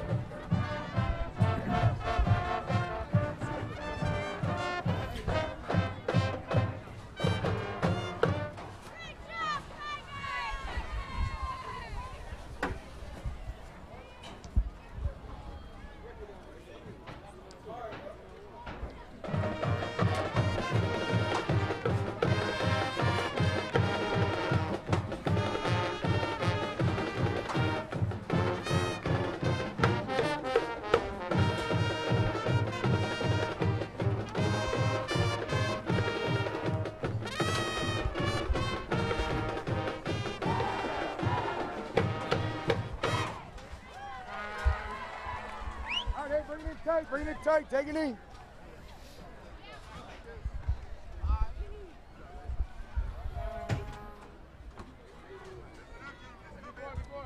All right, hey, listen up, right? Hey, great job, exactly what we asked you to do. As a team, you gave all of your teammates a chance to play tonight and share in this moment on Friday nights. It's special, gentlemen. The brotherhood that you have will last forever, okay? Cherish it. And everybody got a chance to get in there and be a part of it. And that's what's most rewarding for tonight's effort, all right, and that final outcome. All right, now don't forget, right, rest, rehydrate, all right, we got to get ready off this bye week. We got to get 100% healthy. You guys that are injured, nicked, bumped, bruised, all right, we got to do our rehab tomorrow, Sunday, Monday. We're not practicing, right, till Tuesday. All right, we were in meetings, okay, Tuesday. Monday, you are completely off. Enjoy just being a kid, all right? Everybody understand that? If you don't have my weight training class, we'll see you in the weight room right after school on Monday. All right, let's go, bring it up. Go, bring it in tight. Hey, family on me, family on three, 1, 2, 3. Family. Hey guys, here with Coach Marino. Coach, great effort by the Tigers. Seem to be firing on all cylinders tonight. Talk about the effort the Tigers put out. Well, you know, we were pleased with those adjustments we made on defense in terms of the personnel. You know, Davion Cummings, number 41, I mean, obviously he showed that was a key move that we made, and it shows that he can play. So now, you know, we always felt like we had Day Hill, number 3. We know we had Mike Goff coming back from last year, number 10, and we were just looking. We're still searching.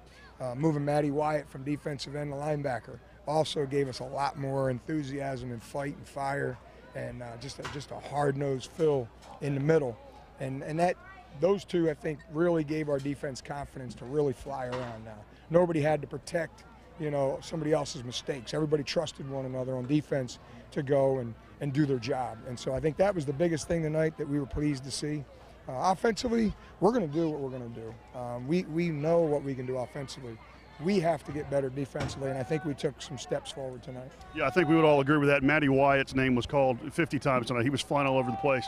And the only way that happens is that defensive line stepping up and starting to make plays. You got pretty good depth at defensive line. Talk about the effort that they've made and the improvements they've made on that defensive line. Our defensive line is really where the wealth of our experience is from last year. We lost 7 starters, and it was all on the back end. So they've been playing solid all year. It's just we weren't getting that support and that fill out of our back end. We got that tonight. Like I said, we got it in Davion Cummings, and we got it in Matty Wyatt. So if we can find one more guy, John Wester's competing, Raekwon Crawford's competing, Tyler Wells is competing, Ellison Bradley's competing. So they're all fighting for that last spot, and it's going to make this bye week very interesting. It's going to be intense. We're going to get better. We have to get better if we're going to make a championship run at this. Right, and talking about championships and playoffs, how important is it for these guys that are not playing very much, these guys that just play this entire second half, getting in there and really just getting the time in? Because practice is one thing, but getting time in the game against another team is huge. How big of a role is that in the drive into the playoffs and beyond? Oh, it's crucial because you never know what kind of injuries are going to occur. It's a game of football. It's going to happen. So anytime you can get game, live, bullet experience out of your players, it's definitely a worthwhile situation. So we're glad that we were able to do that. And like I said, it's going to be competitive. Guys are fighting for those last few spots on defense, and then I think we're going to be a much improved defense from where we were and where we need to get to, like I said, to compete for that championship. All right, thanks, Coach. All right, guys, I'm going to try to find a couple of the coaches here to talk about it. I've got Coach Pat Kuchar here. I'm going to, ambush real quick. Pat, can I get an interview with you real quick? Yep. Hey, guys. Coach, great game. Defensively, we saw a lot of changes this week. Your lineup changed pretty drastically from what we've seen the first several games of the season. Talk about that. Well, we had Reese Lyons out this week, so we had Davion Cummings stepped in at strong safety. He did a phenomenal job. So we had that. We had Matty Wyatt move back to middle linebacker from D-line just because we needed guys to start closing on the football. And that put a little fire under Kendall. Kendall came out in the second half, did a great job as well. And really, besides that, it didn't really change that much. But guys were doing great. Now they're competing for spots. It's not just I think. Now they're going to go in there and compete every single day. Who's going to start every Friday night. Right, that comfort level of thinking you already have everything, you already have a spot sewn down, that's your position. Somebody comes in and starts playing well, obviously you get a little nervous. Going into that, and I just asked Coach Marino, this whole second half you had backups in, all over the place, offense and defense. How well do you feel the backups played in support of this shutout tonight? We still had 0 points, so they did a great job. And on that end of it, they're all competing for a starting job. They want to be on film. They want to be a starter. Whoever plays the best is going to start. So whoever puts the most production points up, the splash plays, that kind of thing, is going to play on Friday nights. How do you keep this aggression this defense showed tonight? You got 2 weeks. You got a bye week. Try to keep the kids out of trouble. How do you keep them focused for that next week against Lakewood Ranch? Just keep competition. Competition creates champions. So they know, we gave them off Monday, but then Tuesday is a regular practice. Wednesday is going to be a regular practice, full pad. So these guys are going to compete for starting jobs. They know that. So every day they go out there, everything they do, kickoff, meetings, everything they do is going to be for competition. So whoever does the best is going to play Friday nights. All right. Thanks, Coach. Appreciate it. Great game. Got a offensive coordinator here, Coach Ty Stoltz. Coach, talk about your offense tonight again. Able to move the ball well. This team may be a little bit less talented than some of the teams we played, but you've looked pretty much this aggressive throughout everybody we've played, Manatee and Braden River. We've been able to put points on the board consistently. Are you happy with the performance tonight against the Sarasota team? I am. I'm happy. We came out and executed. I thought we came out fast. We put points up early. And that's what I expect each and every week, So I think at this point in the season, we're progressing how we should, but obviously there's always work to be done, always things to learn from. So we'll be able to go back, watch the tape, and see what we need to improve on. But yeah, so I'm very happy this week. We were just talking about the bye week. Have the bye week coming up, and then we're playing Lakewood Ranch, not a big name school, and then we follow that up with Northport. How hard is it to keep the kids focused on competing at a high level? I was concerned tonight that we're winning so much at such a high margin. You worry about the kids losing focus and just kind of going through the motions, and then that's when injuries and things happen. How hard is it to keep them focused on executing perfection every single play?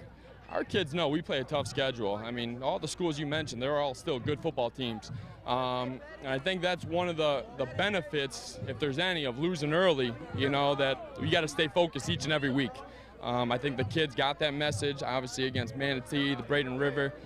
So the focus has been there. So, like I said, we just got to stay on top of them and make sure they continue to work, and we got good leadership in this group. I'm not too worried about that. Okay. We got Johnny Jones here. Johnny, great game as always. Every game you play, you guys are doing good. I noticed you got some big smelly guys standing here behind you, the offensive line. Let's talk to the offensive line real quick. Johnny Jones, we all know he's a phenomenal athlete. We all know he's a great running back. He's always fighting for that extra yard. What does that mean to an offensive line when you get a block to see a guy pushing that much further to try to get that extra yardage for you? I mean, it means everything that he's giving 100% to go all the way. I mean, that's just the best thing ever when he's working as hard as us. So on the reverse of that, you know how this works. Everything you get is because of these mooses up here, these me's, whatever you want to call them, these old monsters up here. They do the hard work. They do the ugly work. They're pancaking guys all over the field. You saw it tonight. I see it. How does it feel to know that you have these guys up here blocking? You can trust that hole to be there when you need it to be there, because sometimes it's the last minute before it pops open. Oh, I already know it's gonna be there. But I love my old linemen. They're family and my brothers, and I trust them.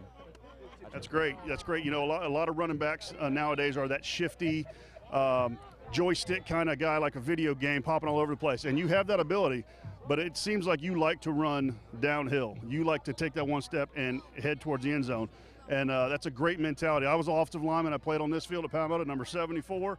And I'm going to tell you, to have a running back that likes to run the ball up the field, it's a great feeling. And just to get to dominate. Talk about some of these pancake blocks and things you guys have done and the dominance you've shown this year so far in competition.